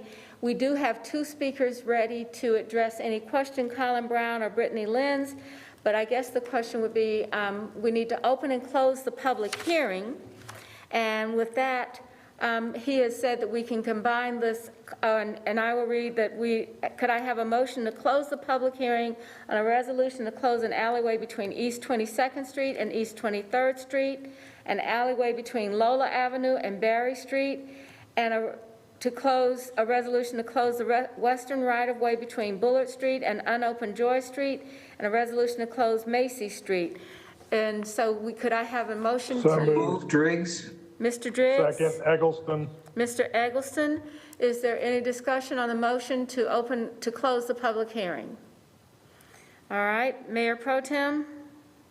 Yes. Ms. Ajmira? Yes. Mr. Mitchell? Yes. Mr. Winston? Yes. Mr. Bakari? Yes. Mr. Driggs? Yes. Mr. Eggleston? Yes. Mr. Graham? Yes. Ms. Johnson? Yes. Mr. Newton? Yes. Ms. Watlington? All Yes. right, with that, that is the action on our public hearings for items 8. Let me make sure here. For items 8 through 10. So now we move to our policy item. The city manager has said that he does not have a report. We have 3 items that we have for public comment. The first one being Charlotte Moves, the second one being the Citizen Advisory Committee on Governance, and then the third one being the Legacy Commission recommendations. We have speakers signed up for each of those, and so I believe that we'll have presentation on the screen that will show you what the major recommendations are for each, and then we'll begin our public comment on item number 12, which is public feedback on the Charlotte Moves Task Force recommendations to the City Council. And I'm going to read the first 2 speakers. The first speaker, and each speaker has 3 minutes. The first speaker is Tariq Kiley, followed by Sam Spencer. Tariq Kiley. Hi, my name is Tariq Kiley. I'm the Charlotte Regional, Charlotte Regional Transportation Coalition Coordinator. The CRTC is facilitated and convened by Sustain Charlotte. The CRTC was founded this year to advocate for an equitable, safe, sustainable transportation system that improves accessibility and mobility for all of Charlotte's area residents. We welcome the Charlotte Moves Task Force recent efforts to better define the community's mobility needs and goals. We support a sustainable, equitable approach to mobility through allocating sufficient funding for bus operations to support a fast, frequent bus network that gets people where they need to go as conveniently or more so than driving. We support minimizing the regressive impacts of any new taxation and support local investments that align with the needs expressed by low-income communities and Black and brown communities. We recognize that a sales tax referendum will be necessary for 2021. And recognize the importance of local funding as part of the total funding strategy. The Transformational Mobility Network is a substantial financial investment, but bold action is needed for Charlotte as Charlotte continues to grow into becoming a world-class city. Thank you. Thank you very much. Mr. Spencer, Sam Spencer? Thank you, everybody. Good evening, everyone. Mayor Pro Tem, council, staff, and the public. As the chair of the Charlotte-Mecklenburg Planning Commission, I'm proud to say that we voted unanimously with one abstention to endorse the recommendations of the Charlotte Moves Task Force. Our vice chair, Kiba Samuel, served on the task force and drafted the letter you received from us endorsing this comprehensive mobility vision for the city of Charlotte. I'm happy to let her speak for the commission tonight. While I'm sure there are many members of the Planning Commission who would agree with what I have to say, I'd like to put the rest of my remarks as a private citizen. It's safe to say that our city is growing. If you look at the 169 rezoning applications filed with the city in 2018, the Charlotte City Council approved rezonings that, according to CDOT estimates, would add over 157,000 car trips to Charlotte streets every day. Over a decade, that works out to adding over 1 million car trips every day to our city. And at a bare minimum, that's adding hundreds of thousands of tons of carbon dioxide to Charlotte's atmosphere every year. And at the higher end, it's over 1 million additional tons of CO2 every year. That's unsustainable. It's not only unsustainable, it's the sort of science-denying, irrational behavior you'd expect from a maskless bachelor party in South End. And it's one of the reasons, to me, the most important reason that we desperately need a transformational mobility framework for the city of Charlotte and our entire region. A lifetime of land use and transportation decisions that the city's made without a comprehensive plan and without a transformational mobility plan have made the Queen City less resilient to climate change and less adept for a changing world. So the Charlotte Moves framework addresses this problem in part by giving Charlotteans more mobility options. It's an essential commitment for the success of the Charlotte Future 2040 plan as well. It is an investment that truly cannot wait. I'd also want to add that our lack of commitment to environmental justice over the years relates directly to our community conversation on social and economic mobility. One of the reasons people who are born into poverty stay in poverty is because of the disproportionate effects of environmental failures on everything from land value to public health. Now, many of you know I was a vocal opponent of last year's sales tax proposal. Sales taxes are regressive, and if it were feasible, I would prefer other revenue options. And I definitely hope that we will be able to pursue and secure state and federal funding for Charlotte Moves as well. However, the Charlotte Moves proposal not only addresses the existential threat of climate change, a transformational mobility network will provide clear benefits to every citizen. 1 cent makes a lot of sense in this case. Folks, we've spent the past year being told to trust science. The scientific consensus on man-made climate change is much more conclusive than it is on many aspects of COVID-19. But for decades, our community has increased our carbon footprint. Mr. Spencer, your 3 minutes are up. If you would care to send that, the remainder of your statement or a complete copy of your statement to the city clerk, we'll include it in our records. All right, we have the next 2 speakers, Kendrick Cunningham and Kiba Samuel. Kendrick Cunningham.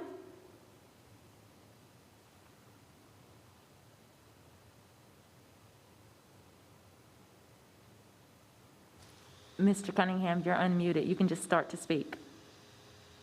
Mr. Cunningham, please unmute.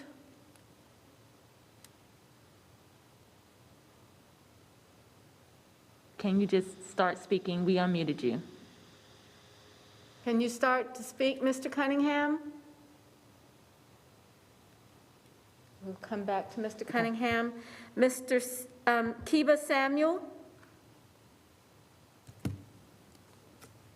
Kiba Samuel? Can you hear me okay? Yes, I can. Thank you. Good evening, Madam Mayor, Mayor Pro Tem, members of council, members of the public. I am Kiba Samuel on behalf of the Charlotte-Mecklenburg Planning Commission, where I serve as vice chair of the commission and chair of the zoning committee. I am speaking in favor of the Charlotte Moves Task Force recommendation to council. At the Planning Commission's December work session, Taiwo Jayoba, our city's planning director, presented us details of the task force final recommendation. At that meeting, I spoke on my experience serving as a Charlotte Moves Task Force member, and I asked the commission for their support of the recommendation of the task force. The Planning Commission voted in favor of presenting a letter of support to council. As a point of emphasis and for public benefit, I will read a few excerpts from the letter, and I quote, The Transformational Mobility Network recommendation to council reflects the dialogue, discussion, and consensus in thought and intention of the Charlotte Moves Task Force. The recommendation addresses our community's desperate need for mobility investments and prioritizes safe and equitable mobility options, roadway traffic congestion reduction, and travel affordability. Each of the concepts of the Transformational Mobility Network strategically and intentionally complements goals of the Charlotte Future 2040 Comprehensive Plan and establishes provisions for complete communities. Much like the comp plan, the Transformational Mobility Network aspires to improve access to critical needs and services, connect our citizens to employment opportunities and essential amenities, and it includes considerations to the impacts on the environment, public health, and quality of life. Additionally, the Transformational Mobility Network intends to reduce fragmentation of greenways, bike lanes, sidewalks, and public transit routes. There is strong evidence that this strategic mobility plan and the comprehensive plan are so closely related and aligned that they become interdependent. Each advances the vision of the other. Our community's expectations of the 2040 comp plan become much easier to realize with an adopted strategic mobility plan as its partner. For these reasons, the Charlotte-Mecklenburg Planning Commission supports the work of the Charlotte Moves Task Force and supports council adopting its findings, end quote. I will add here that members of the task force tuned into Mayor Gantt's December 14th presentation of the recommendation to council, and we listened to initial reactions, comments, concerns, and feedback from Mayor Lyles and council. As a task force member and as a regular Charlottean, I'll take this opportunity to humbly remind that we trust and expect that you'll make the best decision on behalf of the people on each element of the recommendation, including the funding piece. I would be so greatly appreciative if the funding piece of the recommendation not paralyze or stagnate council discussion or overshadow the necessity of this strategic mobility plan as this. Ms. Samuel, thank you very much. Again, if you have your remarks written out and you will submit them to the city clerk, they'll be included in our records. I'm going to go back. Kendrick Cunningham, I think that my understanding is that if you just begin to speak, we would be able to hear you. May y'all hear me? Can you hear me okay? Yes, we're great. Thank you. Thank you, Mayor Lyles. Good evening, City Council. Many working class Charlotte residents do not have access to reliable public transportation. As a result, workers and families have to rely on cars, which can be a big financial burden and prevent them from having access to jobs. This also further clogs our roadways and significantly increases the amount of greenhouse gases that are being emitted from Charlotte. That is why the Charlotte Regional Transportation Coalition was founded. The City Council must allocate sufficient funding to help improve our transportation system vehicles arriving on time and frequently at stops. Smart transit and regional planning policies are essential for ensuring access to affordable housing, avoiding gentrification, improving quality of life by reducing the distance between living and leisure areas, and mitigating climate change. To make sure that we have a vibrant working class that has an opportunity to participate in our local economy, it is to make sure that they have access to public transportation that is consistent, frequent, and accessible. If this does not happen, we will continue to see an increase in homelessness, we will continue to see an increase in displacement, and we will fail at our aim to be a world-class city that can guide America into a new era of life. Thank you. Thank you very much, Mr. Cunningham. Janet Labar, who will be followed by Joshua Richardson. Good evening, Mayor Lyles, Mayor Pro Tem Isel, members of council, and City Manager Jones. My name is Janet Labar, and I'm the President and CEO of the Charlotte Regional Business Alliance. I appreciate the opportunity to speak before you this evening. The Charlotte Regional Business Alliance supports the council adopting the findings of the Charlotte Moves Task Force report. The Charlotte region has seen incredible population growth, and even in a recession, we will see net population growth of 26,000 people this year. Additionally, companies are choosing to grow, expand, and relocate to the city of Charlotte and our 15-county region. In 2020, the Alliance assisted a dozen companies that will bring more than 4,600 jobs and $1.2 billion of investment announced in the Charlotte region. And we expect and will work diligently with our economic development partners at the city and across the counties to ensure Charlotte and the region will remain an investment location of choice. And we will need to work collectively to continue investing in the city and region's infrastructure to ensure we stay competitive for growth and investment. The Charlotte Moves Task Force is recommending a transformational mobility network that has the potential to strengthen our region's profile as a world-class market for future business and position us as a leader in equitable economic growth. The Alliance supports the task force's recommendations and stands ready to support the city in the adoption and implementation of these findings. Thank you. Thank you very much, Ms. Labar. Joshua Richardson?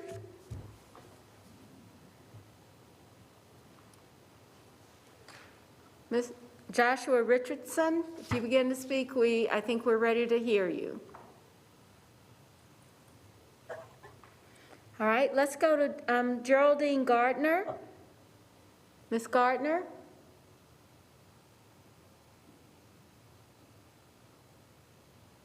Gardner, and I'm the Executive Director of the Centralina Regional Council. I appreciate the opportunity to speak tonight in support of the Charlotte Moves Task Force report. And very first off, I'd like to thank Mayor Lyles for appointing me to the task force. As a newcomer to Charlotte, it was really an honor to work alongside such smart and dedicated individuals.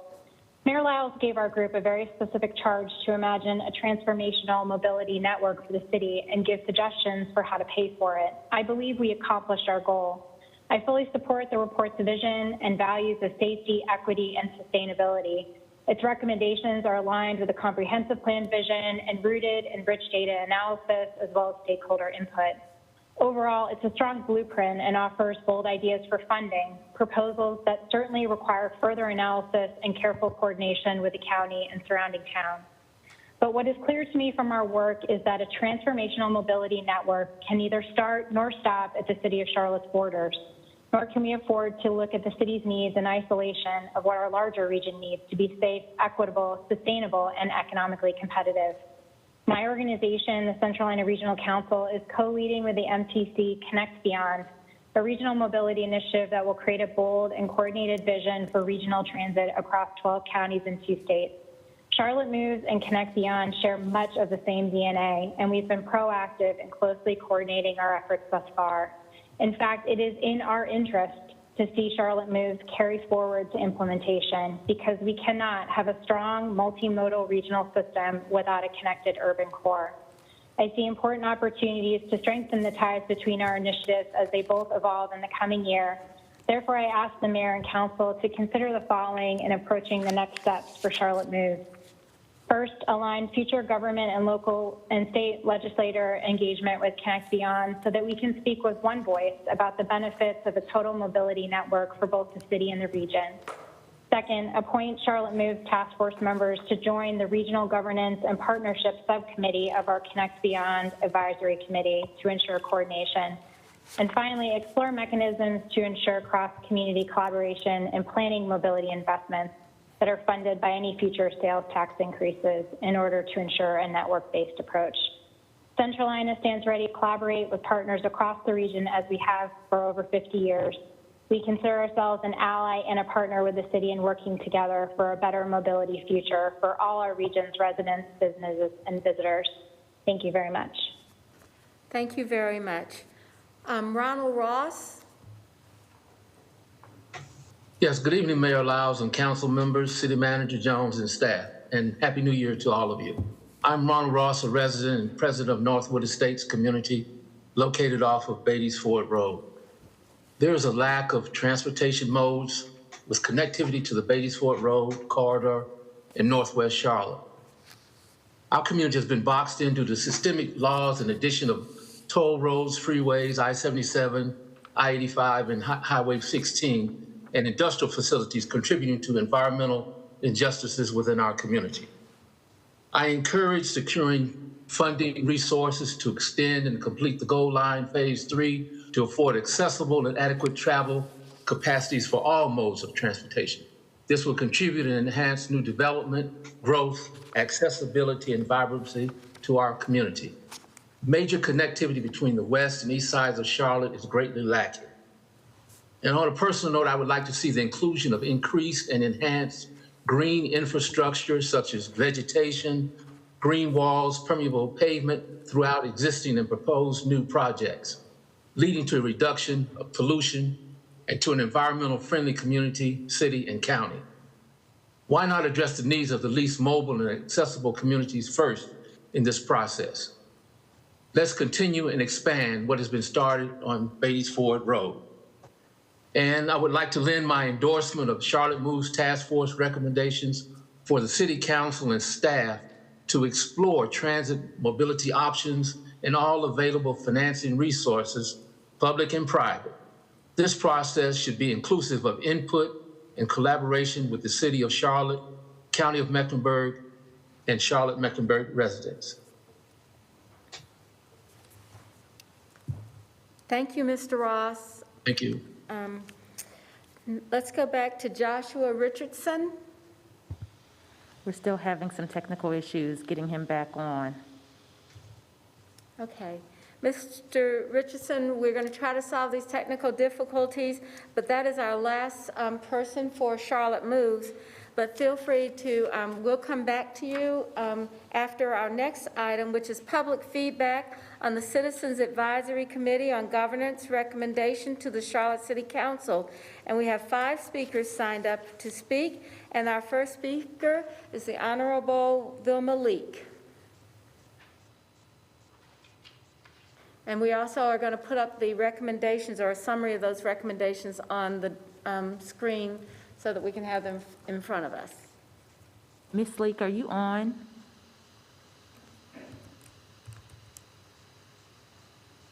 Okay. Okay. We'll come back to Ms. Leak. So can we get the summary of the, there we are. So our next speaker is Jane Whitley. Ms. Whitley? Thank you, Mayor Lyles. My name is Jane Whitley. I am chair of the Mecklenburg County Democratic Party. And first, I would like to thank the council for this opportunity to speak. And I'd also like to thank the Citizens Advisory Committee for their diligence and their work on the report that will be received. I agree with most of their findings, especially the need to increase compensation for our mayor and city council representatives. And I know the long hours that you put in to serve the citizens of Charlotte. It's past time that we make sure that you're paid fairly for the work that's done. And I know it's a full-time job at least.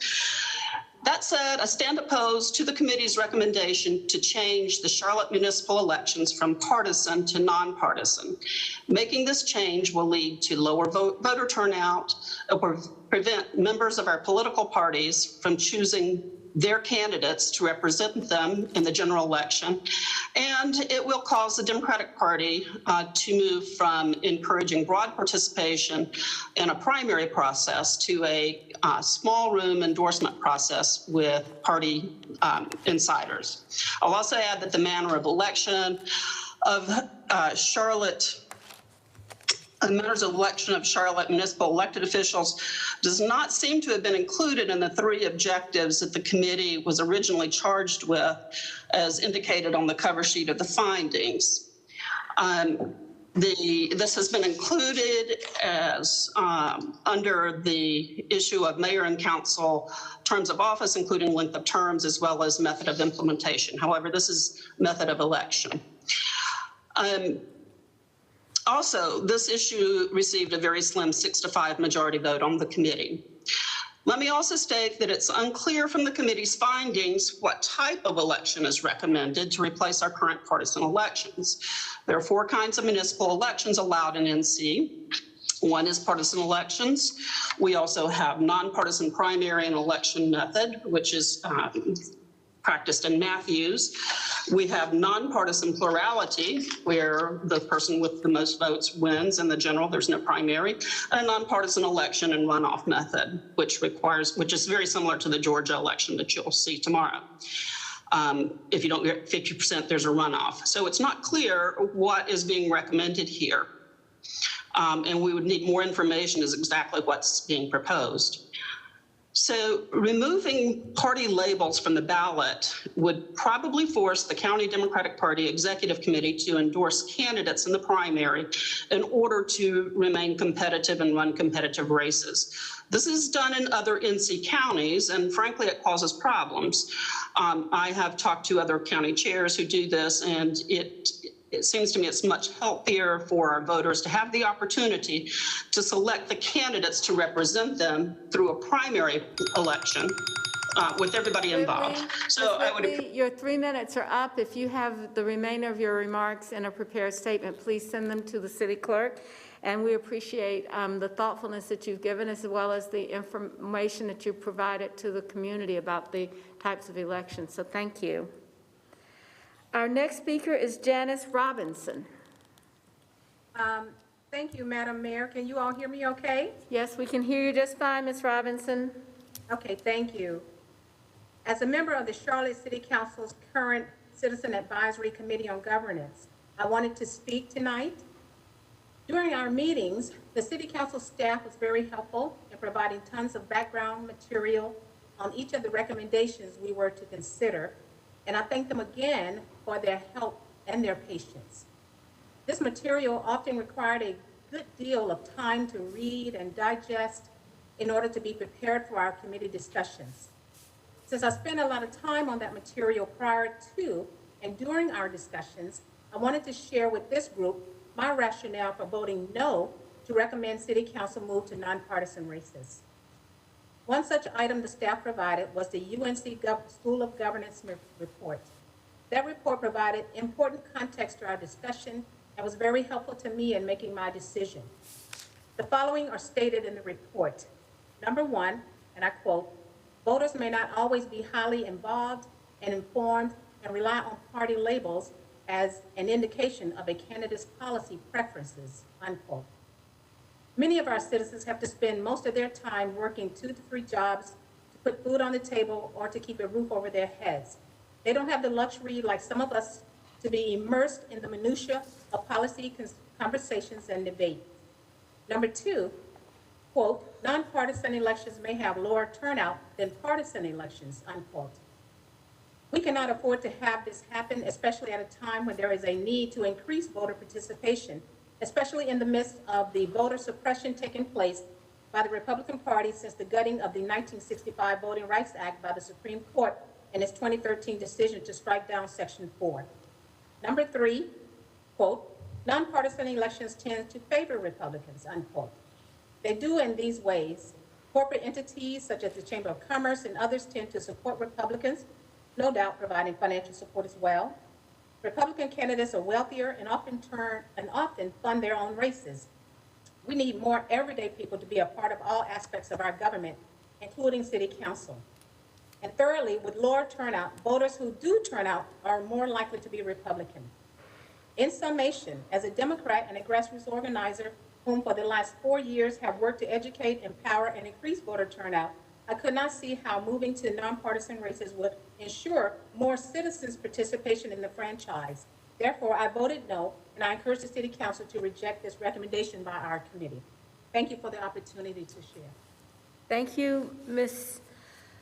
Robinson, and thank you for agreeing to serve on the commission. I think you guys did an outstanding job with the amount of material, as you said, and really gave us concise recommendations that the council may consider.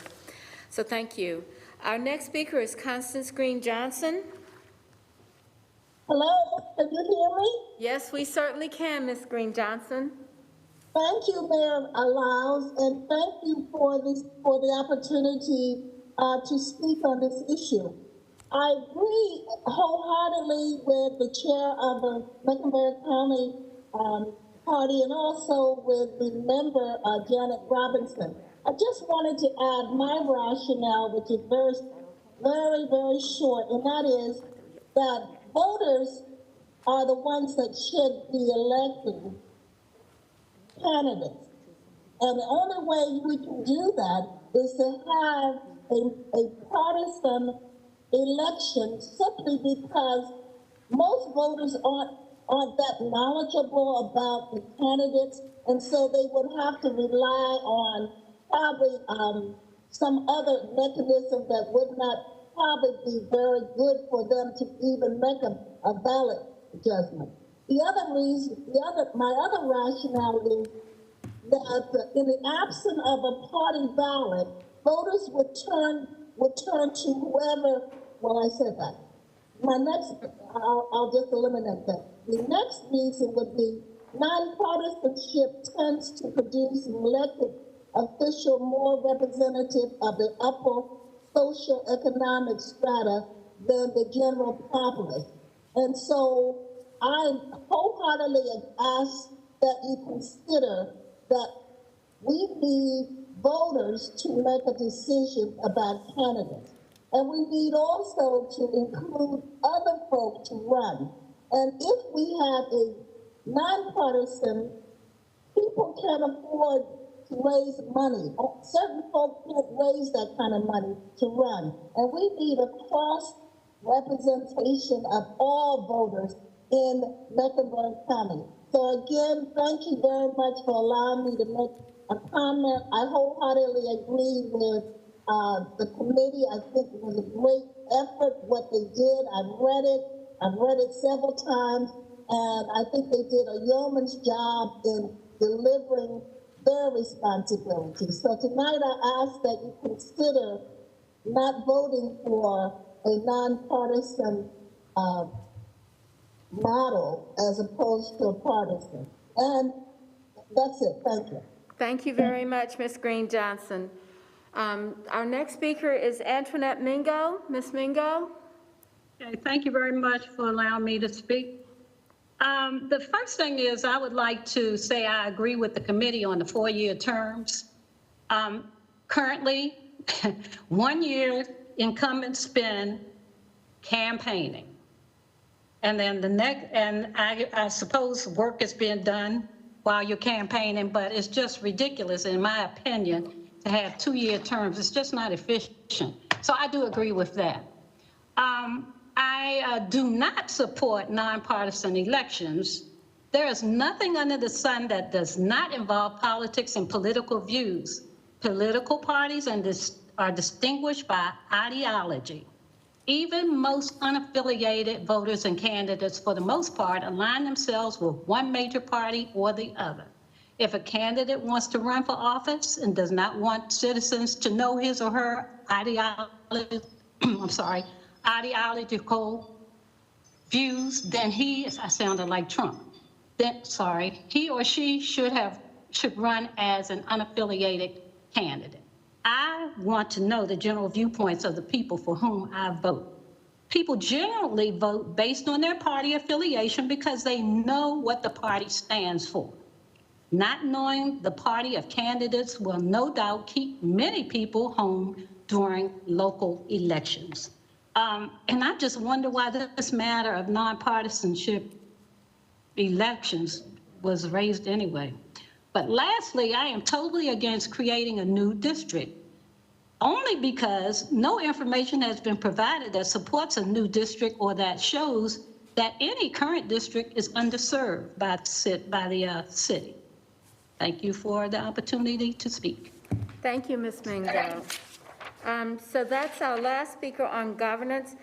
Because we were having technical difficulties, Joshua Richardson has signed up to speak on Charlotte Moves, so we're going to go back to him. Joshua Richardson? Thank you. Can everyone hear me? Thank you. We can hear you. Thank you. Please, you have 3 minutes.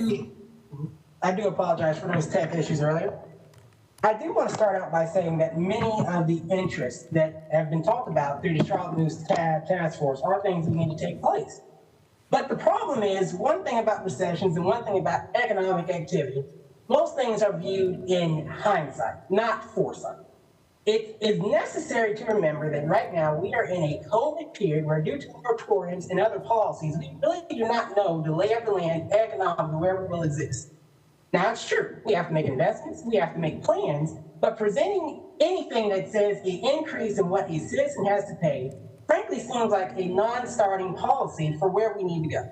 While I agree and do support many of the projects, I myself have been in a community where public backlash has canceled transportation and environmental projects in my own neighborhood. So it's hard to say the different factors and different feelings in various communities about how we develop things and where things will be placed is not something that we can bank on happening. With that being said, although the policy does state that it would exclude groceries and medication, under that, it also talks about putting an increase in property tax that fundamentally we do not know the Charlotte tax base after COVID.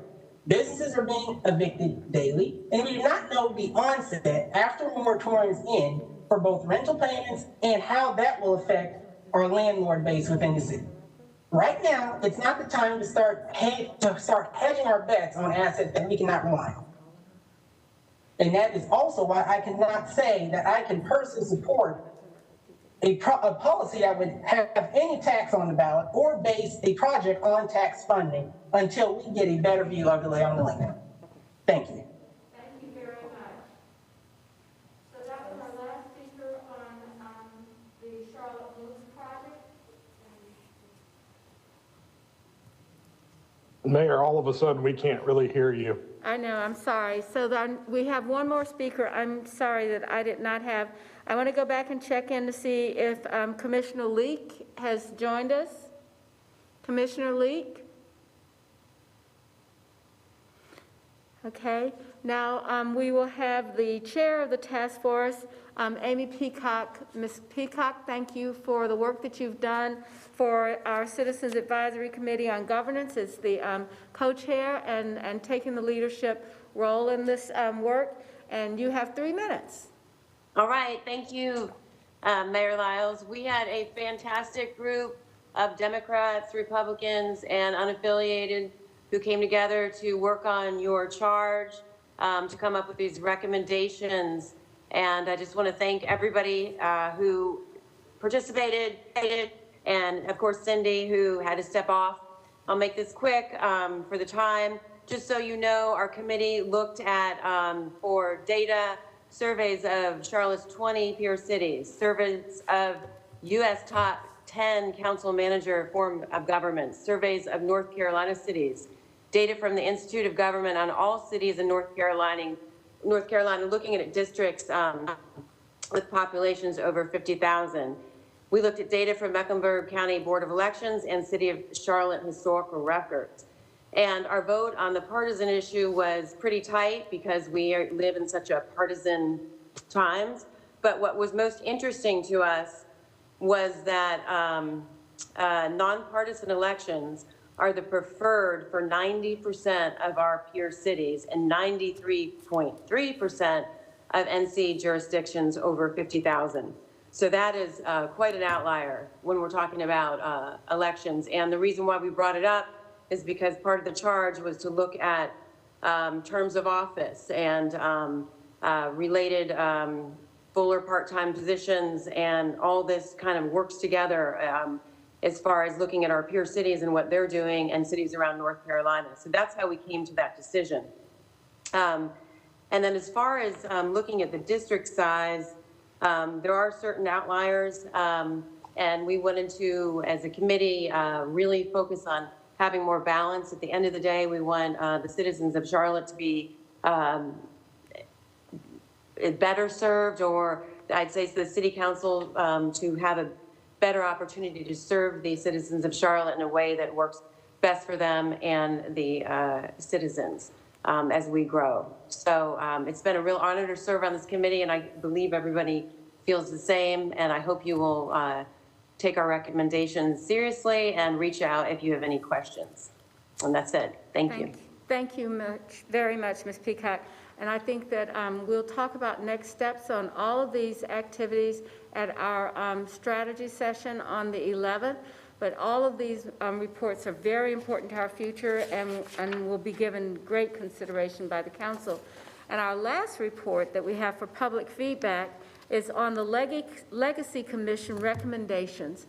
And we've got the summary of those posted on your screen, and we have 3 speakers. The first speaker is Eileen Paul, followed by Cindy Decker. Ms. Eileen Paul? Yes, hello. Can you hear me? Yes, we can. Thank you. All right, thank you, Legacy Commission, for a thorough and balanced report. Thank you, Council, for bringing the lynching exhibit to Charlotte. I plan to attend. I have 2 recommendations. Number 1, regarding our founding fathers and Abraham Lincoln. Respectfully, I am asking you to create a special category for all of them, perhaps others. Here's why. We all have the potential for good and evil. It is our choice. If we commit evil, there is a way out. We can repent, change our minds, and go in the opposite direction for the good of all. That's what forgiveness and redemption looks like by the grace of God. That's my Charlotte. In North Carolina, there are efforts to help the incarcerated become contributing members of society in the future, despite succumbing to evil in the past. I would like to see a similar approach applied to our ancestors when evaluating them. Our founding fathers were trapped in a culture that perpetuated a true evil, slavery. In spite of that, they chose to face the evil in themselves and signed the documents in 1776, starting with the all men are created equal, despite the horrendous price they and their families had to pay. Later, Abraham Lincoln, our 16th president, faced his own demons regarding slavery and went on to free all slaves through the Emancipation Proclamation. This became law and led to the 13th Amendment soon after his assassination. Let us hold these men up as examples of how to move out of evil into goodness, a lesson we need to learn today. Are there any other people on the Commission's list who follow the same pattern? Number 2, our written history needs to reflect light and darkness so we can learn from both. I don't know if the Mellon Foundation can fulfill this requirement. Thank you. Thank you very much, Ms. Paul. Our next speaker is Cindy Decker. Ms. Decker?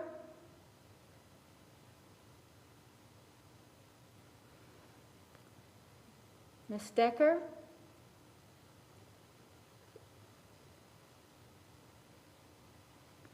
I believe she stepped away from her computer. If we can circle back after Mr. Parker, perhaps. All right. We'll come back to Ms. Decker. Our next speaker is Joey Parker. Yes, can you hear me? Yes, we certainly can. You have 3 minutes. Okay, I'm against the Legacy Commission recommendations. I don't think class warfare is the answer. Identity politics are not the answer to what we need in the Black community. Unless we know that slavery was evil, and but 2 wrongs do not make a right. So let's get rid of the identity politics and the class warfare. Yeah, thank you. Thank you very much, Mr. Parker. So we'll go back to Ms. Decker. Ms. Decker, you have 3 minutes.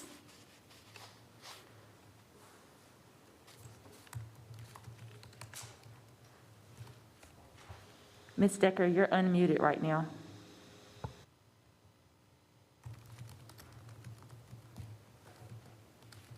Okay, we're having some technical difficulties. You're unmuted, Ms. Decker, so if you would just begin to speak, we'd be able to hear you. I believe she's having an issue because she continues to mute and unmute herself. I think there's a technical issue. Ms. Decker, I'm sorry we're having a technical issue with you speaking. If you would be so kind as to give us your written remarks and email them to the city clerk's office, we'll be sure to include them. And I'm sure that there'll be other opportunities for you to express it. And if you will just ask the city clerk to send it to all of the council members, we'll make sure that everybody gets a copy of your remarks. So with that, those are our public comment periods. So is there any discussion from the council or Yes, is ma'am. there? Yes, ma'am. Okay, so I'm going to go in the order by which we started before, and so just so that we can make sure that we cover the first one, why don't we start with, is there any questions on Charlotte Moves? I expect this to be a part of our strategy session as Yes, well ma'am. as our committee reports. Mr. Eggleston, on Charlotte Moves? Yes, ma'am. Mine is really more of an overarching question on all 3 things that we just covered, which, and you sort of touched on this, that we will get some of this, but I just want to be clear about what I'm looking for. And and hope that that's aligned with what we're planning to receive at our annual strategy session next Monday and Tuesday. But on all three of these issues, I've received a lot of questions and people seeking clarity on the process, where we go from here now that we have these recommendations. And in I guess maybe all three cases, there are pieces of this that we control and as the city council or the city government, and pieces of this we don't have full control over. So whether it's tonight, whether it's next Monday and Tuesday, I would like, and I know many citizens that I've spoken to would like, more clarity on which pieces the city or city council can do on its own by itself, which pieces we need to have buy-in from either our county colleagues, our state government colleagues, or others that might be involved, and what the timeline is for those discussions and decisions. Because as of right now, talking about, having an 8th city council district or, changing the process by which we have these elections, I'm not even sure that we know with much clarity whether those things would be applied for the election that's now only about 10 months away. So I hope that we can get that clarity quickly, because I think to date there is not a lot of it on any of these three topics and how we move forward. So I'm going to, if we recall, we had these, when we had the reports, we said that we would seek public comment before we begin the process, and the manager is going to review the process that is planned starting for these three items. You're right, they're not all consistent to do in one way. Some things we have to decide that we want to do, or anything that we want to do. And then that may depend on how you view your decision-making criteria. But let's start with the process that we have in play to date. Mr. Jones. So thank you, Mayor, members of council.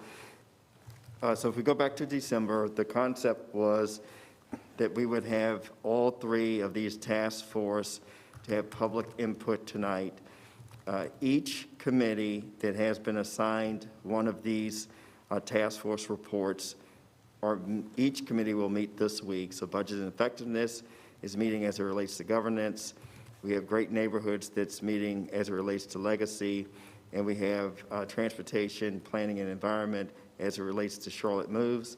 The members of the committees will have, I believe, these types of discussions this week, so that when the committee comes to the annual strategy meeting on the afternoon of Monday, a more robust conversation will happen amongst the entire council, given the opportunity for the public input tonight. So that is the short-term plan as it relates to the public feedback and moving forward with council. Thank you. And I think that one of the points is that as we were having the committee report outs, we really would begin that discussion this evening, but we had a very robust and an excellent discussion about affordable housing. I would expect that same kind of discussion around these three topics at the retreat, that same kind of understanding of what we're doing, where we're trying to go. And you're right, there are lots of ways to do it, but I think until we, as a whole, the council as a whole discusses it, we probably don't know the answer to the details as much as we need to get some semblance of what we're trying to get to overall as a group. So I have Mr. Newton followed by Mr. Driggs. Mr. Newton? Madam Mayor, I wanted to thank each of the task force for their hard work, their recommendations. I want to also thank all the speakers who took the time to sign up and to speak tonight. I really appreciate the comments. Wanted to just, as we focus, so speaking about the Charlotte Moves recommendations, as we focus on the strategic mobility plan, I hope that we don't lose sight of the what's beyond the last mile. I know that we've heard this, we've heard kind of this concept of the last mile. I think in some of the peripheral outer districts of the city, it extends beyond that, and there are needs in some of the areas beyond that last mile. I know in my district, that would extend beyond W.T. Harris Road into areas of Plaza Road Extension, into Harrisburg Road and Robinson Church Road, places that don't have, so not just lack public infrastructure, but lack public transportation altogether.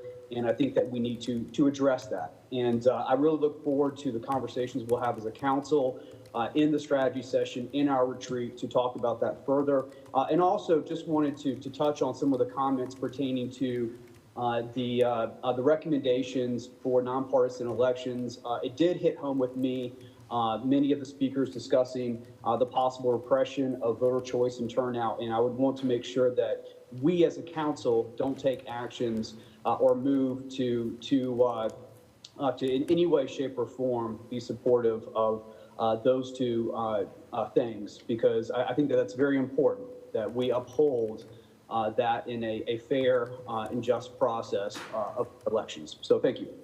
Thank you. Mr. Driggs?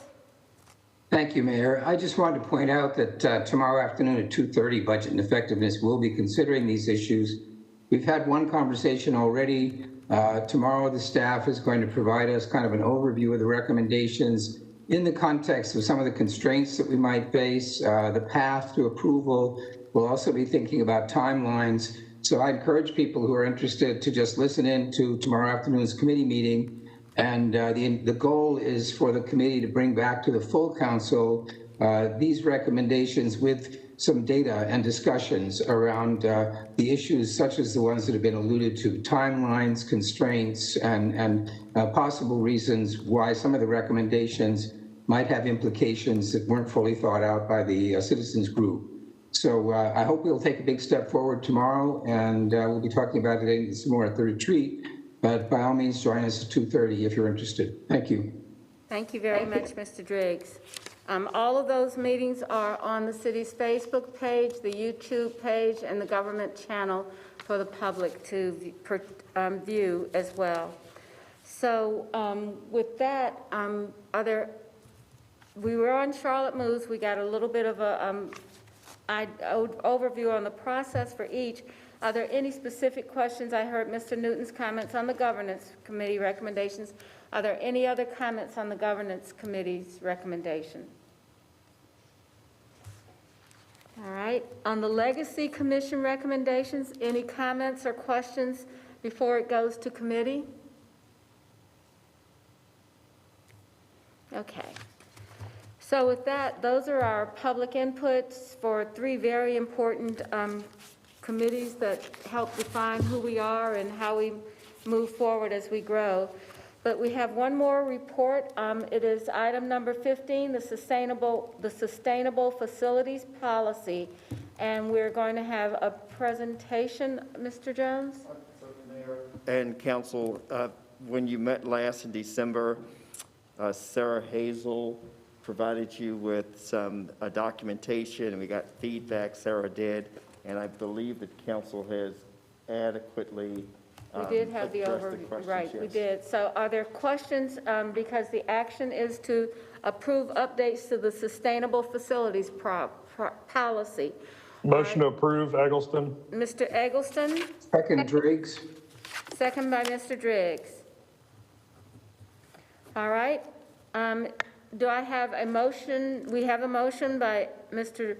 Driggs, Mr. Eggleston, and Mr. Driggs, opening it up for discussion. Are there council discussion or questions? Yes. Ms. Ajmira? Thank you, Madam Mayor. So I want to thank Ms. Sarah Hazel for her work on policy update for our facilities. I know under her leadership, we also approved the fleet policy, sustainable fleet policy. I certainly appreciate her work on there. Also,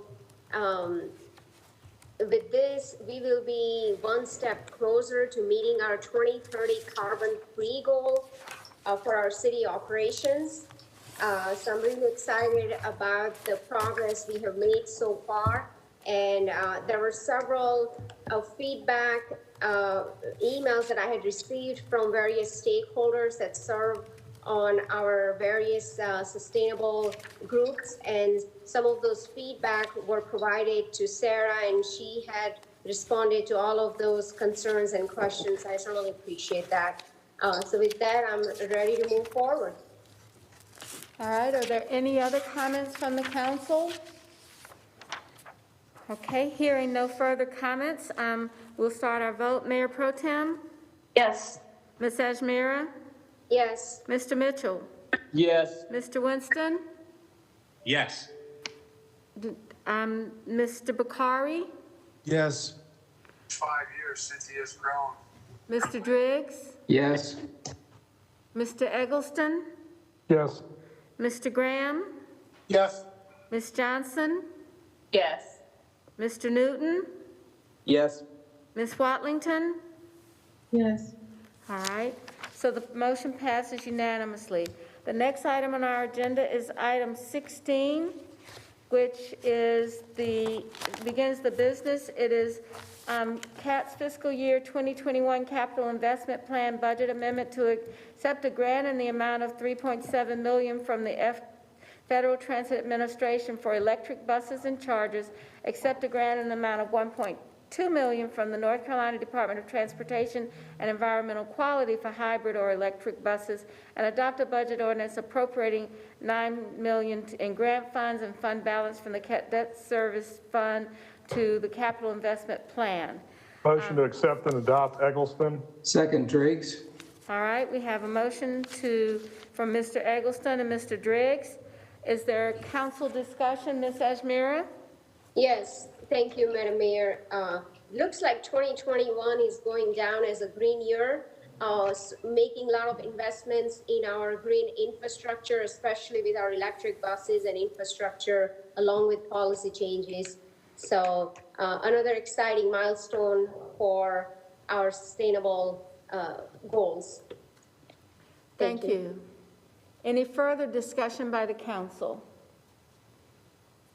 I want to second this idea about the electric buses. I think that we are in a place where, as we look at what we're trying to do to build a bus system that's reliable and one that looks at the customer first, that electric buses are essential to doing this, because we know that we only can do this as we have clean air, and those buses provide it. But more importantly, I'm really glad to see that we're placing orders now and getting ready to do something, because if we're behind in this and other cities begin to modernize their fleet with the buses, that line could be very long. And so taking this step is a big one for us, so that we begin to move forward on something, as Ms. Ajmira said, something that's going to be really positive in 2021, but it's going to serve us over the next 8 to 10 years. So thank you.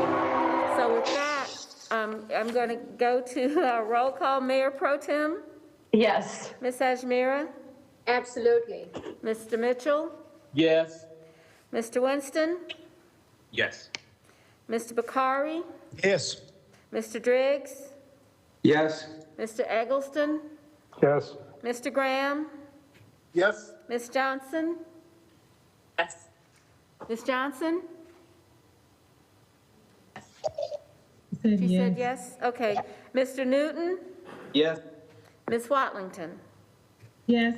Okay, the next item on our agenda is item number 17, and this is property transfers and release of deed restrictions from Mecklenburg County, authorizing the transfer of $1.6 million to Mecklenburg County through the government real estate transfer ledgers for the Powerhouse Building at 1507 Camden Road. Approve the release of deed restriction on the Dowd House property at Greenland Avenue and Monument Street, requiring that the property be used for park and recreational purposes, and authorize the sale of 1/10 of an acre of city-owned property, at 300 North Tryon Street to Mecklenburg County through the government real estate ledger for $870,000. I wondered, Mr. Jones, if everybody on the council knew what the real estate ledger was. Does everyone on the council understand the transaction? Okay, well, they understand it, great. So do I have? Motion to authorize and approve Eggleston. Second, Drakes. Okay, is there any discussion? Mr. Winston? I would love an explanation for the folks that are paying attention that might not know what is happening, might have an interest in this. Okay, Mr. Jones? Okay, thank you, Mayor, members of council. I believe Brent Cagle is about to enter the room to provide a little bit of where we are. So years ago, the county and the city, come on in, Brent, began this ledger as properties were transferred back and forth. I will tell you that I believe with these 3 actions, the ledger as we know it will be as close to zero as it's ever been. So Brent, if you could talk about these 3 actions. Yes, sir, and members of council. So Mr. Jones is correct. So a little bit of background, the city-county property ledger, from time to time, there are occasions where the city owns properties that the county needs for various reasons, and vice versa. There are times when the county owns properties that the city needs or would like to have for various reasons. And rather than, in the past, it's been the practice to, rather than exchange cash for those properties, we run what's called the city-county property ledger or real estate ledger. And it's exactly what it sounds like. It's a ledger showing the value of the different properties, and it usually runs plus or minus depending on when you look at the ledger in the county's favor or in the city's favor. And this has been an ongoing practice for many years. Now, the ledger with these 3 transactions will, as Mr. Jones said, effectively balance to zero. It's about $230, somewhere in that range, $230 to $250 balanced. And so the intention would be going forward, the city and county may agree in the future to conduct property swaps or transactions via the ledger. However, the norm will be that these property transactions will be on a cash basis, and where it is advantageous to both parties to engage in a swap or a ledger transaction, that will be clearly delineated and spelled out via an agreement between the 2 parties. Thank you very much. Any other questions? I actually think that's a great improvement. I think the ledger was an... Can't hear you. I'm sorry. I said I think it's a great improvement. The ledger accounting and whether it had, activity really did impact what was going on and what was brought forward. So the idea of actually doing a transaction by transaction basis with cash is a much better one in terms of keeping it accurate and also making sure that it's not something that was 5 years ago of this value versus the current value today. It keeps it actually on, I think, a better accounting footing. So Mr. Driggs? I just wanted to say I'm very happy to see the end of this arrangement because the balance has in fact been one-sided for quite some time.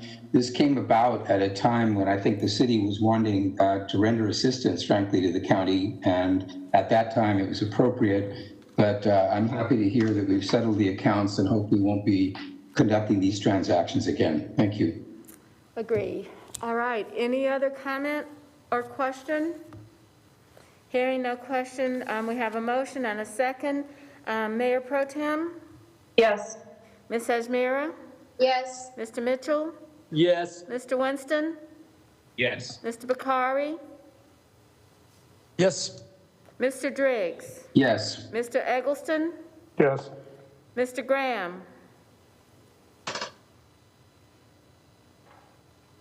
I see Mr. Graham? Okay. Ms. Johnson? Yes. Mr. Newton? Yes. Ms. Watlington? Yes, indeed. I'm sorry. Yes, thank you very much. Okay, the next item on our agenda is item number 18.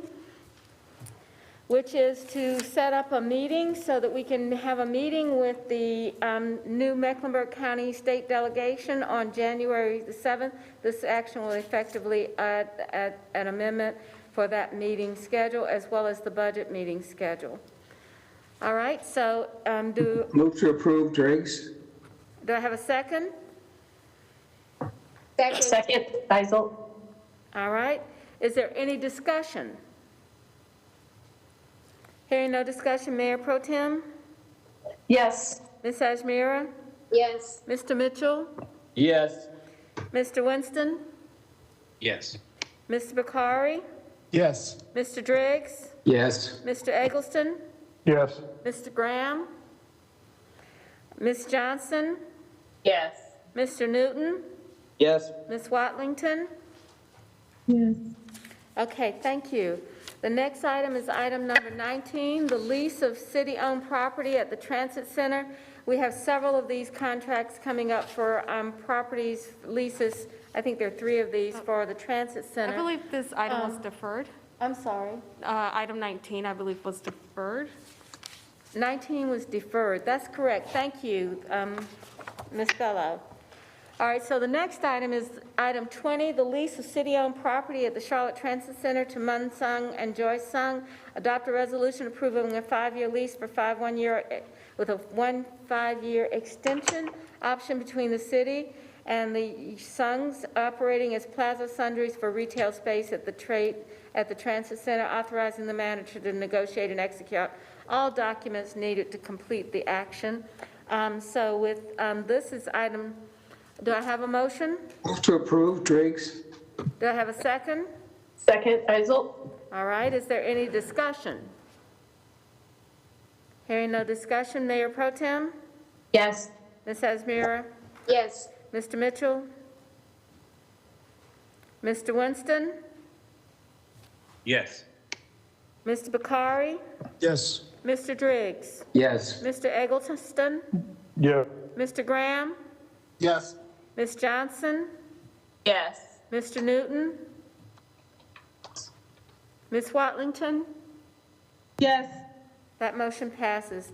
The item 21 is a lease of city-owned property at the Transit Center to Xanadu Food Services, approving a 5-year lease with 1 5-year extension between the city and Xanadu Food Services, operating as China's shuttle for space at the Transit Center, authorizing the manager to negotiate the documents to make the action possible.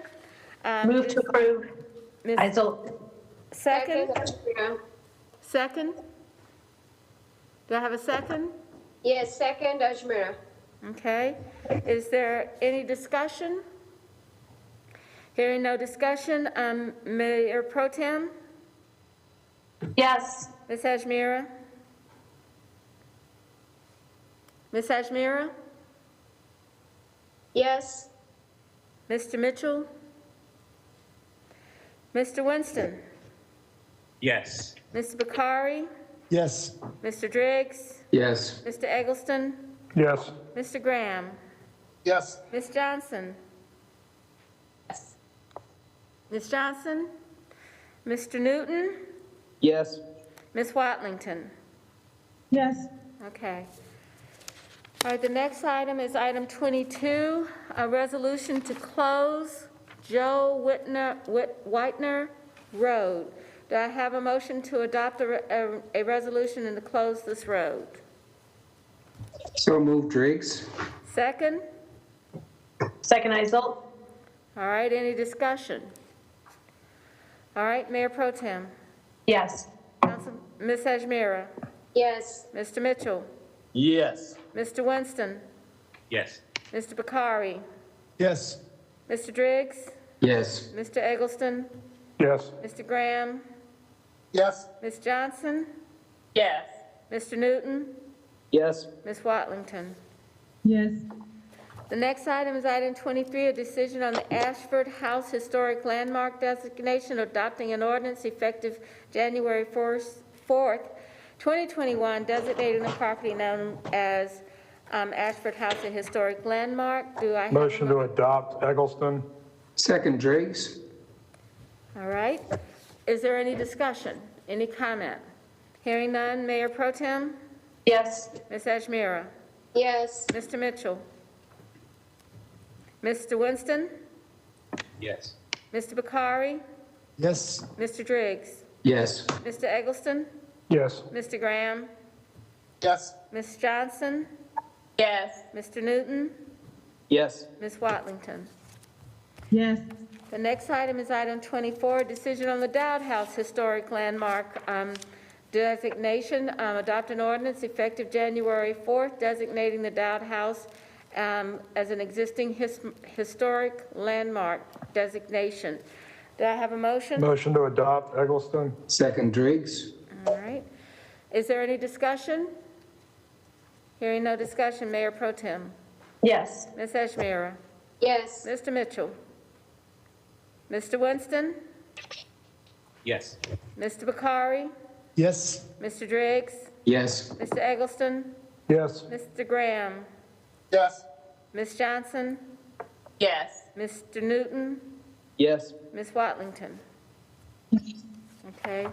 The next item is item 25, a decision on a designation of the Simmons House Historic Landmark for effective January 4th.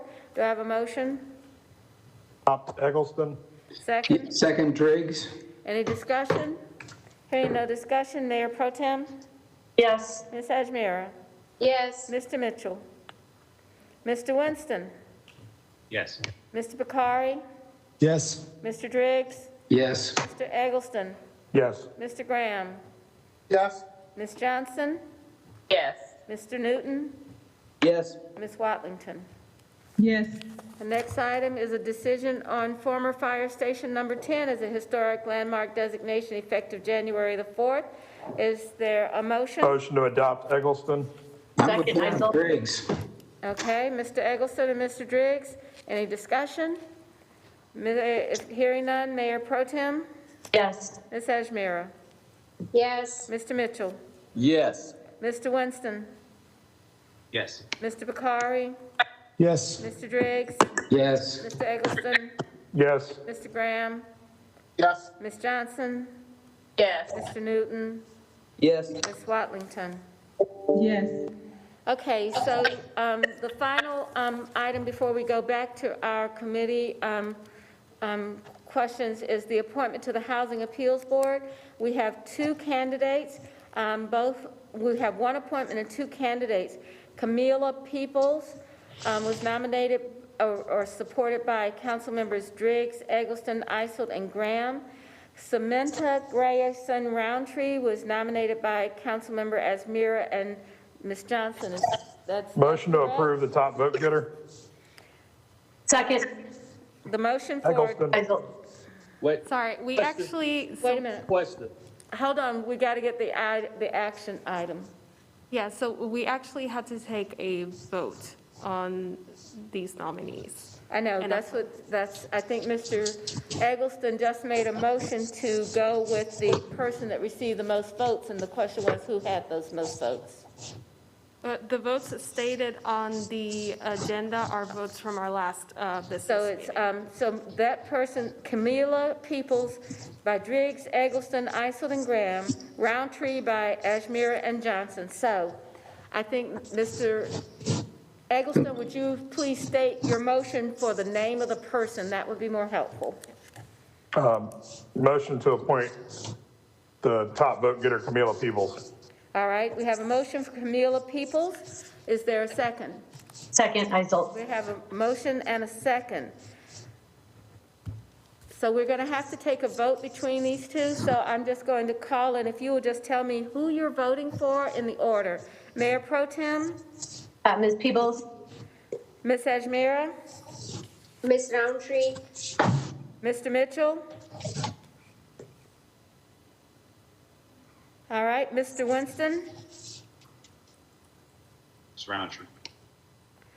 Mr. Bakari? Peebles. Mr. Driggs? Peebles.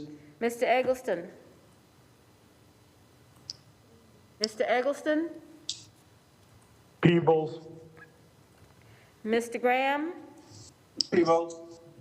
Ms. Johnson? Roundtree. Mr. Newton? Ms. Roundtree? Ms. Watlington? Roundtree. All right, is Mr. Mitchell on the screen? Roundtree. Can you hear Okay, me, Mayor? so, Mayor, yes? I vote for Roundtree. I have you as Ms. Roundtree, so I have 1, 2, 3, 4, 5, 6, 7 for, 6 for Ms. Peoples. Is that the count that you have? I have 6 for Ms. Roundtree. You have 6 for Ms. Roundtree. Let's just do this one more time. Would you name your 6 for Ms. Roundtree? Yeah, absolutely. Ashmira, Johnson, Mitchell, Newton, Watson, and Winston. Okay. Everybody got it? Just for the record, Watlington. Ms. Watlington, yes? I just want to make sure my name was recorded on this one correctly. I can't hear you. What? It's good, that's right. So it's 6 votes for Ms. Roundtree. Okay? And as a reminder, if we all fill out our ballots when they're sent to us, then we don't have to go through this. I'm sorry, Mr. Eggleston, what did you just say? I was just reminding everybody to fill out their ballots. And we wouldn't have to do this in real time.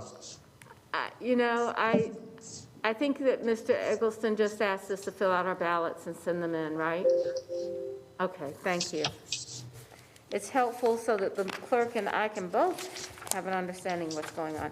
All right, so with that, that concludes the business agenda. We're going to go back to our section that we were talking about earlier during the action review. And this is where we wanted to have a conversation and basically go by each committee. But the question would be, each committee is going to have the opportunity to give a full report at the annual strategy session. I think that what we are trying to do today is make sure that the committees hear from council members that may not be able to attend one of those committee meetings, your questions that you feel are essential to be answered on any one of these given topics, and the topics that are referred. While Safe Communities does not have a referral specifically at the retreat, I believe that that's going to cover the work that we're doing and an update on cure violence as well as the hospital program. And as well, we're going to hear something about our homicides. We know, all of us know, that homicides are what makes all of the headlines.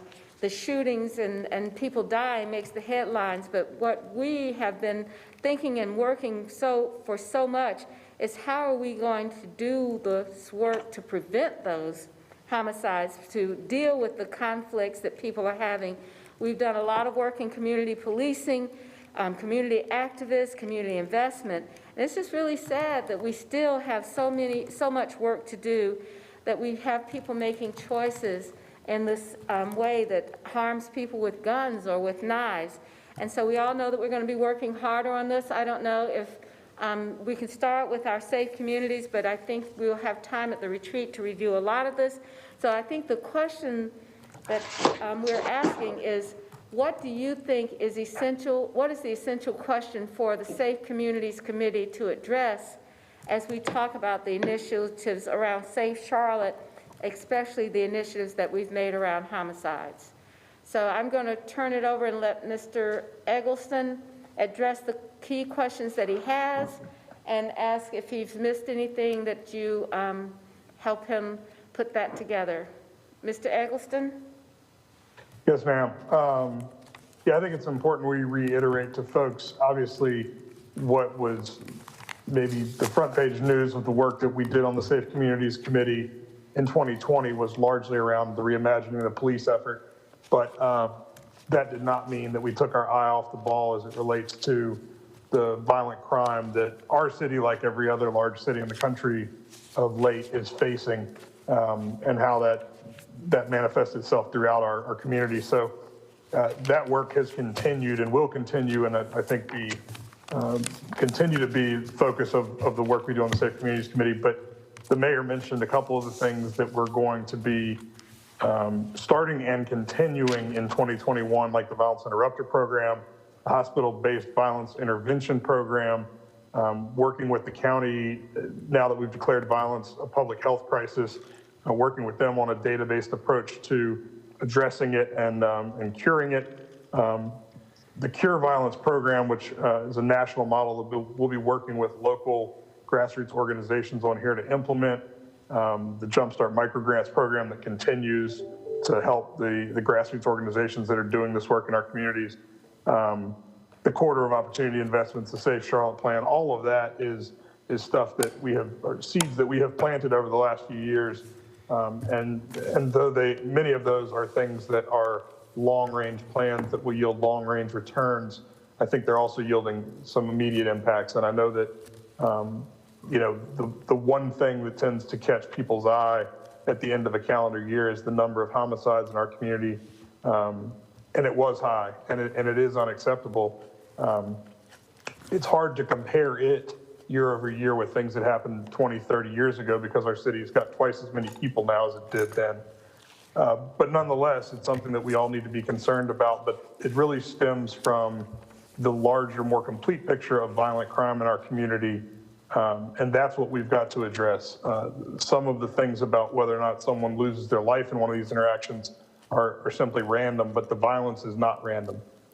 It can be shown through data to be in certain corridors, be with certain folks who have these interpersonal conflicts that continue to flare up and escalate themselves into a violent interaction. And so I'm looking forward to continuing on and putting even more emphasis on this work as we go into 2021. And but happy to, I know there's things, some of which kind of tangentially tie into this work that other council members have expressed interest in us bringing up or continuing to discuss.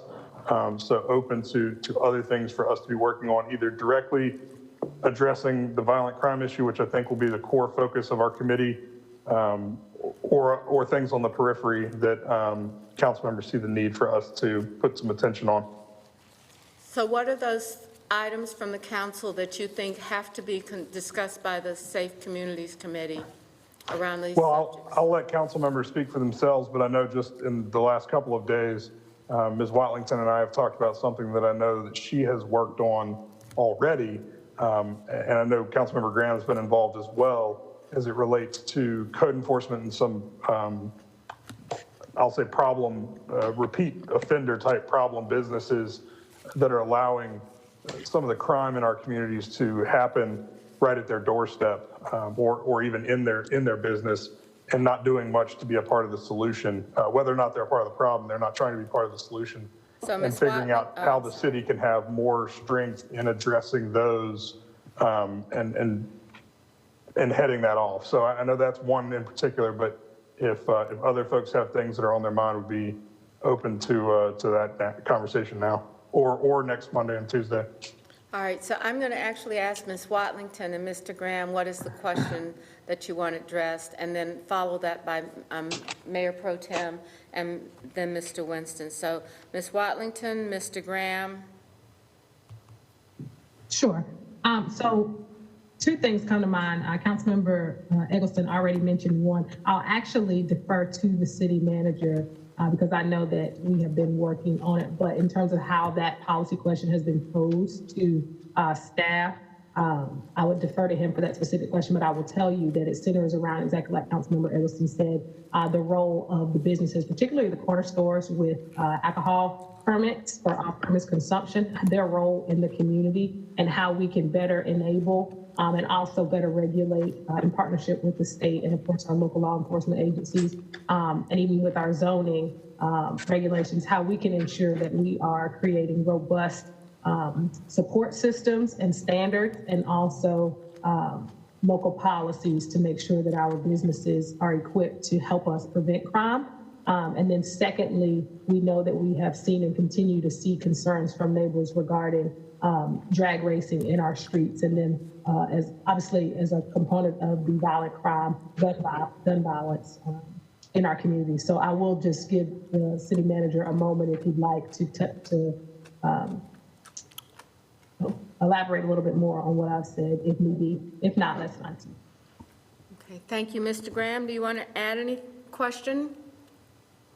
I think the chairman did a great job kind of summing up where. Can you speak up a little bit, Mr. Graham?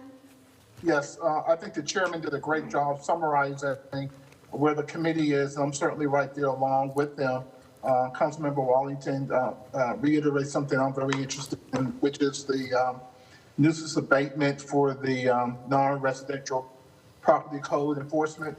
That's something I think we ought to really kind of take a look at this year.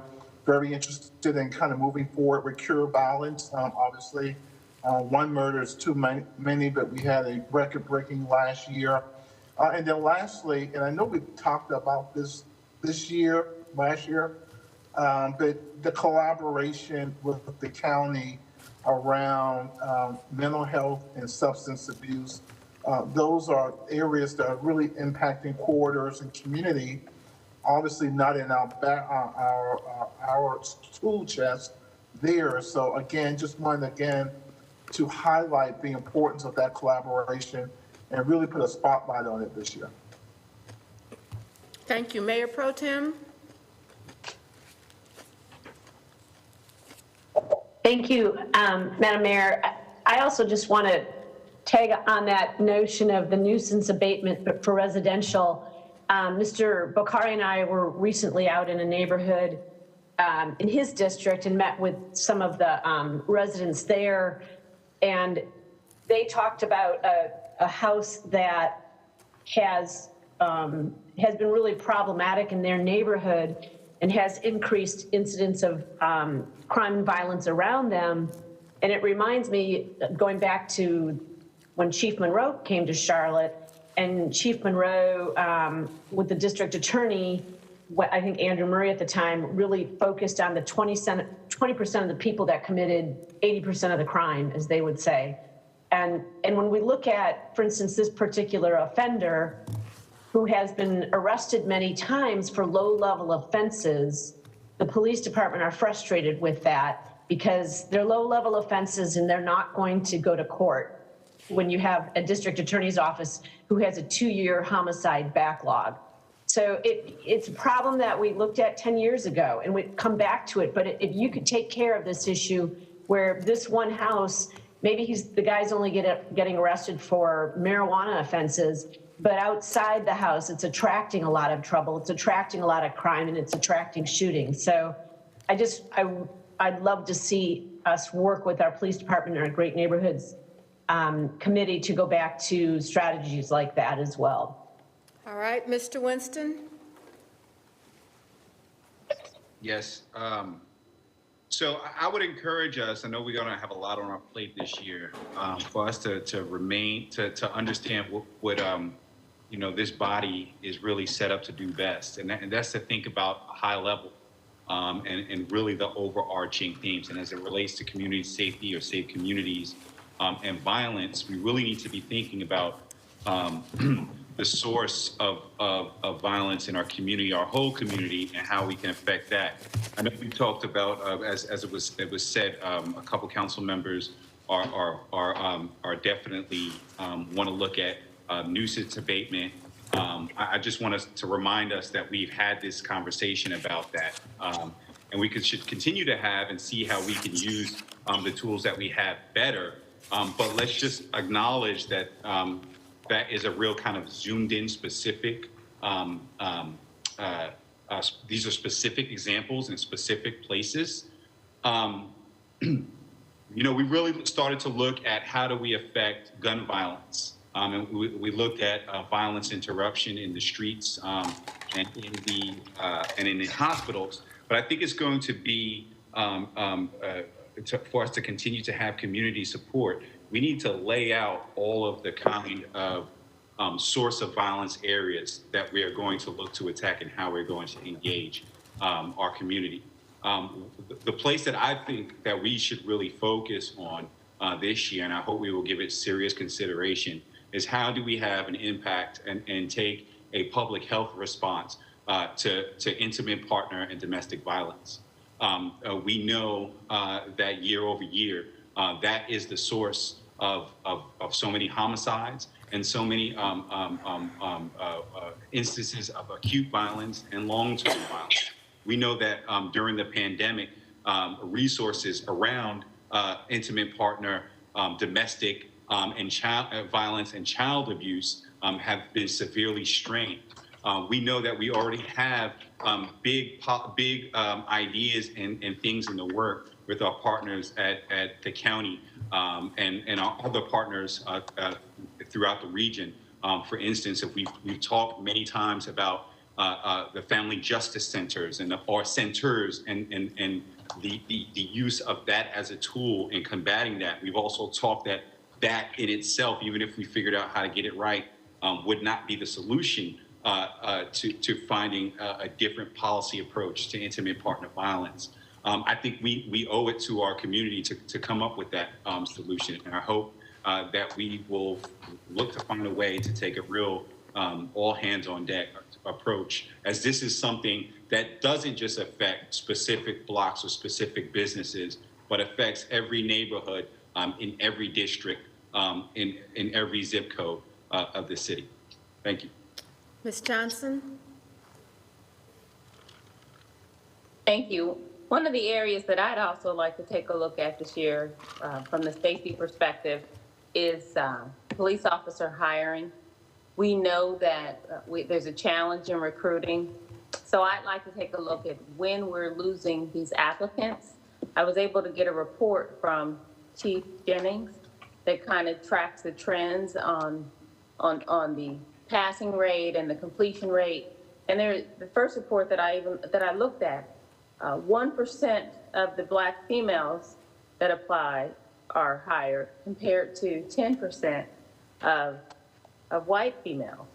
So, and then the African-American male rate is like 2%. So we've got to identify why we're losing these applicants.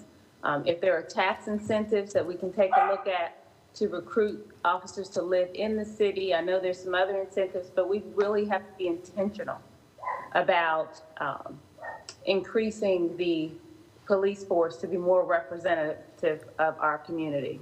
So if we can take a look at these reports, find out from a testing perspective, are there biases in the testing? We know that happens. So we can take a look at that kind of data. But I just think we need to be intentional about our police force and just stop accepting that we're understaffed in our police force and really focus on that from a safety perspective. Okay. Thank you. Thank you. Why don't we go to our next committee, Workforce and Business Development. I was just hearing good things about your meeting today.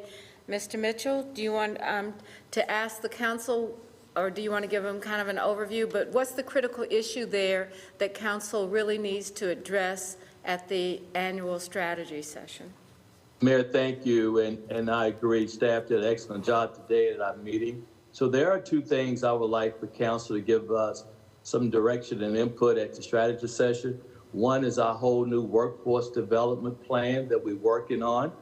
And the second one is our job strategy. I have to give staff a lot of credit for thinking out of the box. And we really want to own how can we address matching open opportunities with our citizens and create a whole new job strategy. So, Mayor, those two items I would like to get council input at our strategy session next week. Okay. Is there anything that the council would like to make sure that the staff or the committee brings forward? Is there anything else to add? Mr. Driggs? Thank you, Mayor. I was trying to clarify with, okay, I have clarified with the city manager. I think the biggest issue that we talked about was plans for the workshop, which the committee has agreed with the manager on, and we'll see how that unfolds. The budget conversation will begin then. We haven't actually started processing the budget. So probably the biggest item we're working on that will come up is, in fact, the recommendations from the Citizens Task Force on Governance. And the city attorney has pointed out to me that this meeting that we're having is, in fact, on Wednesday and not at our usual time on Tuesday.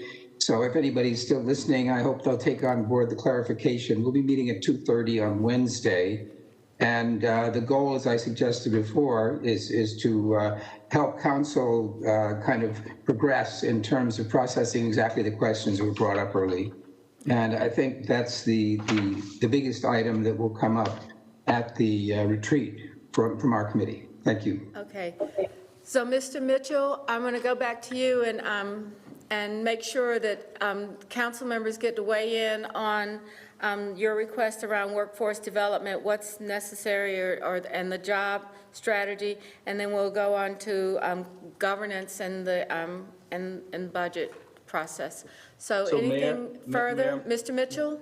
Yes, Mayor, and the committee just reminded me, there is one other. We had a great conversation about our tax increment grant policy today, and we want to make sure to hear from other committee chairs to make sure that as we look at the policy, we are very sensitive to impact. We can make an economic decision that might impact transportation neighborhoods. So we'd love for the committee chairs to weigh in on our TIG policy as well. Okay, thank you. All right, you heard from Mr. Driggs. He said that, you know, the governance structure, I think all of us have had a chance to think about it and hearing the public comments today. We can make sure that we see or get something to add by Wednesday. If there's any burning question right now for that. All right. So the next committee that I have is Transportation Planning and Environment. I had hands up. I'm sorry, I didn't, Mr. Winston? I think Ms. Johnson has her hand up as well in the participant window. So I was able to join the committee this afternoon, and I agree and I encourage to what Mr. Mitchell said about other committee members kind of looking into the tax increment grant policy.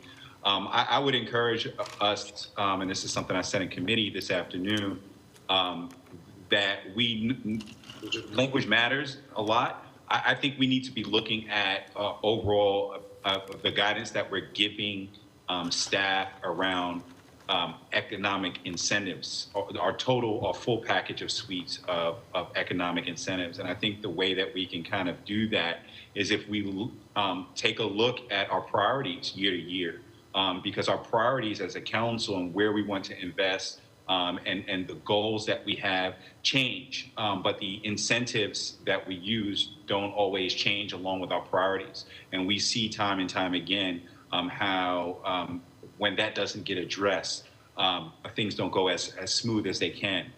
So I hope that we can look at the whole suite of how we can give clear guidance to staff at the beginning of the year, and then potentially have the ability to kind of touch base on those things when things like, I don't know, a pandemic come in and throw off all our priorities.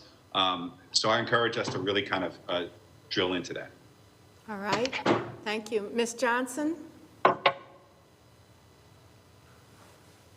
Ms. Johnson? I lowered my hand, thank you. Okay. I think I sent out to council a study that had been done by some of the folks in academia, and they said, we were upside down. It was like they were talking about tax incentives the way that we do it, that was kind of not as effective as the investment in the workforce. So I think we're on the right track. What they were saying is if you invest in your talent, then the businesses will come. And I think that if I'll pull that up again and try to get it out to the committee as well. So that takes us now to Transportation Planning and Environment. Thank you, Madam Mayor. So as we got an update earlier on the CAP, Sarah Hazel has done some great work on making sure that we're aligning our goals in all areas of the city to our goals of the CAP. So as that, continues to move along, I'm sure we're going to hear a lot more about that, especially when we start really seeing some progress with getting electric buses, et cetera. So beyond that, I don't think I need to tell anybody what's been going on with transportation planning.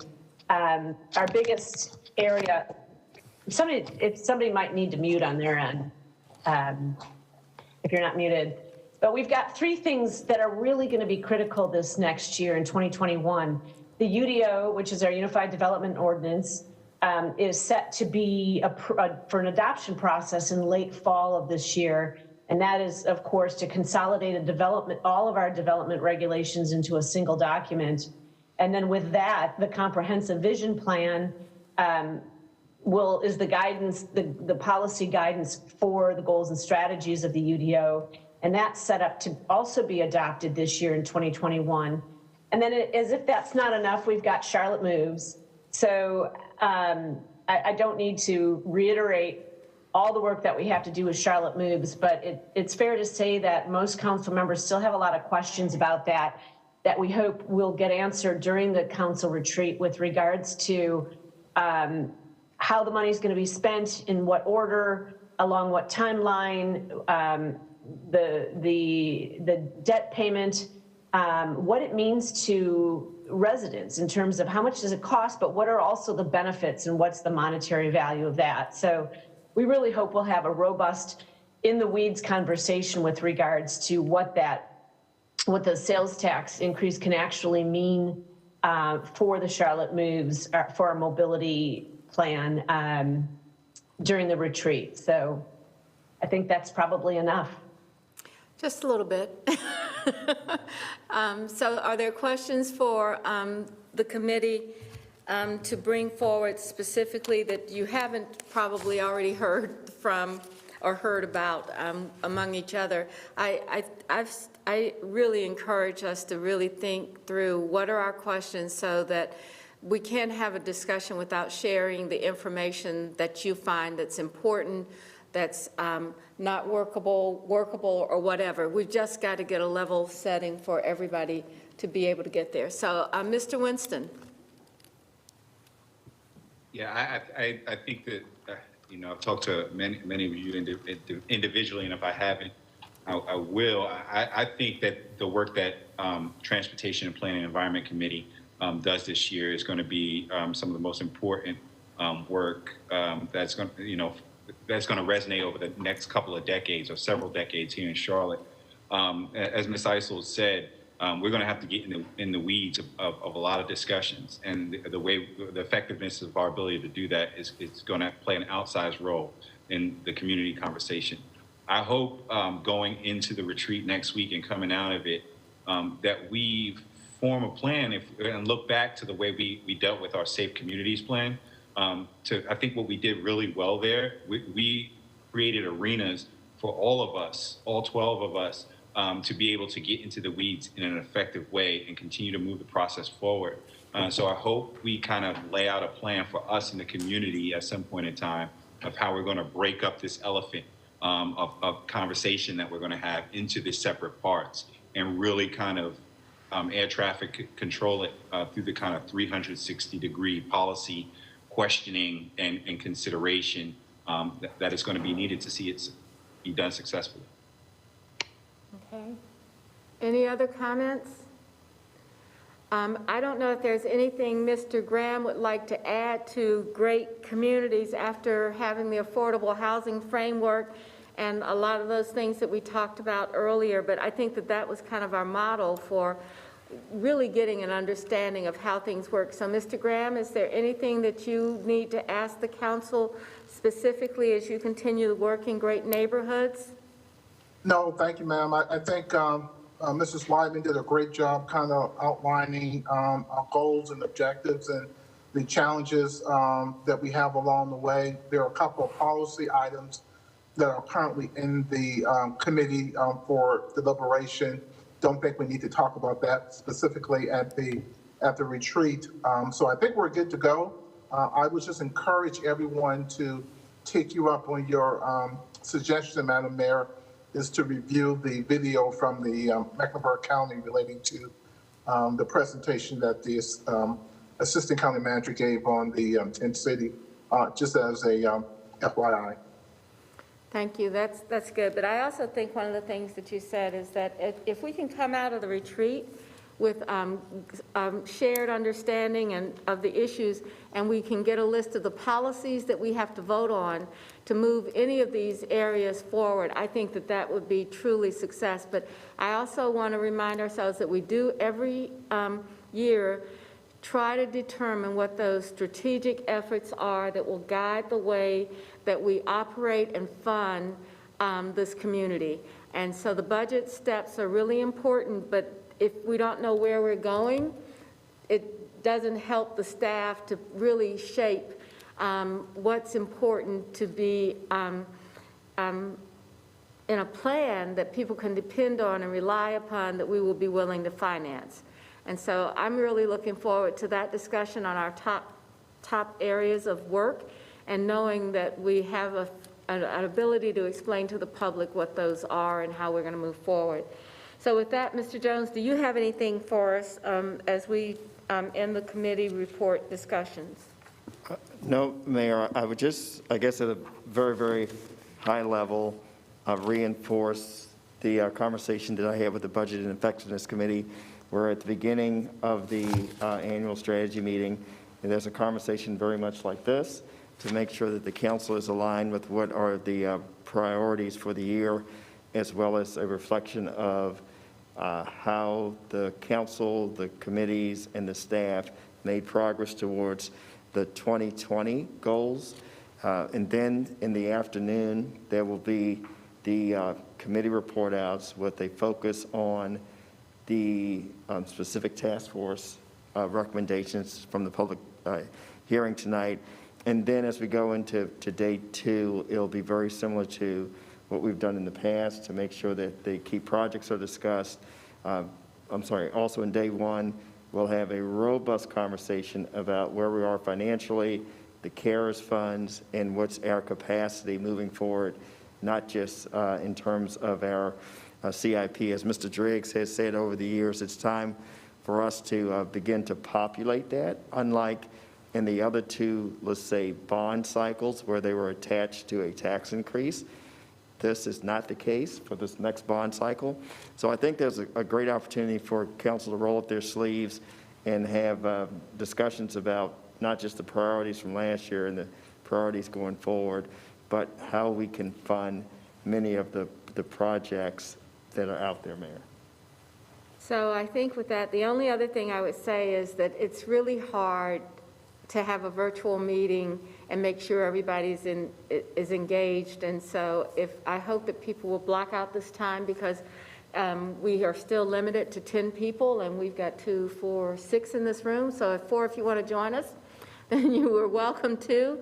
But recognizing that this is particularly, COVID has been particularly difficult in Mecklenburg County, even though we're a lot better off than our surrounding areas, recognizing that. So if we can really put our heads into the game, I think that will make a big difference. So with that, do I have a motion to adjourn? So moved, Madam. And a second? All right. Second, Newton. So I'm not going to do a roll call. We're adjourned. Thank you very much, everyone. Good meeting. Good night. Good night.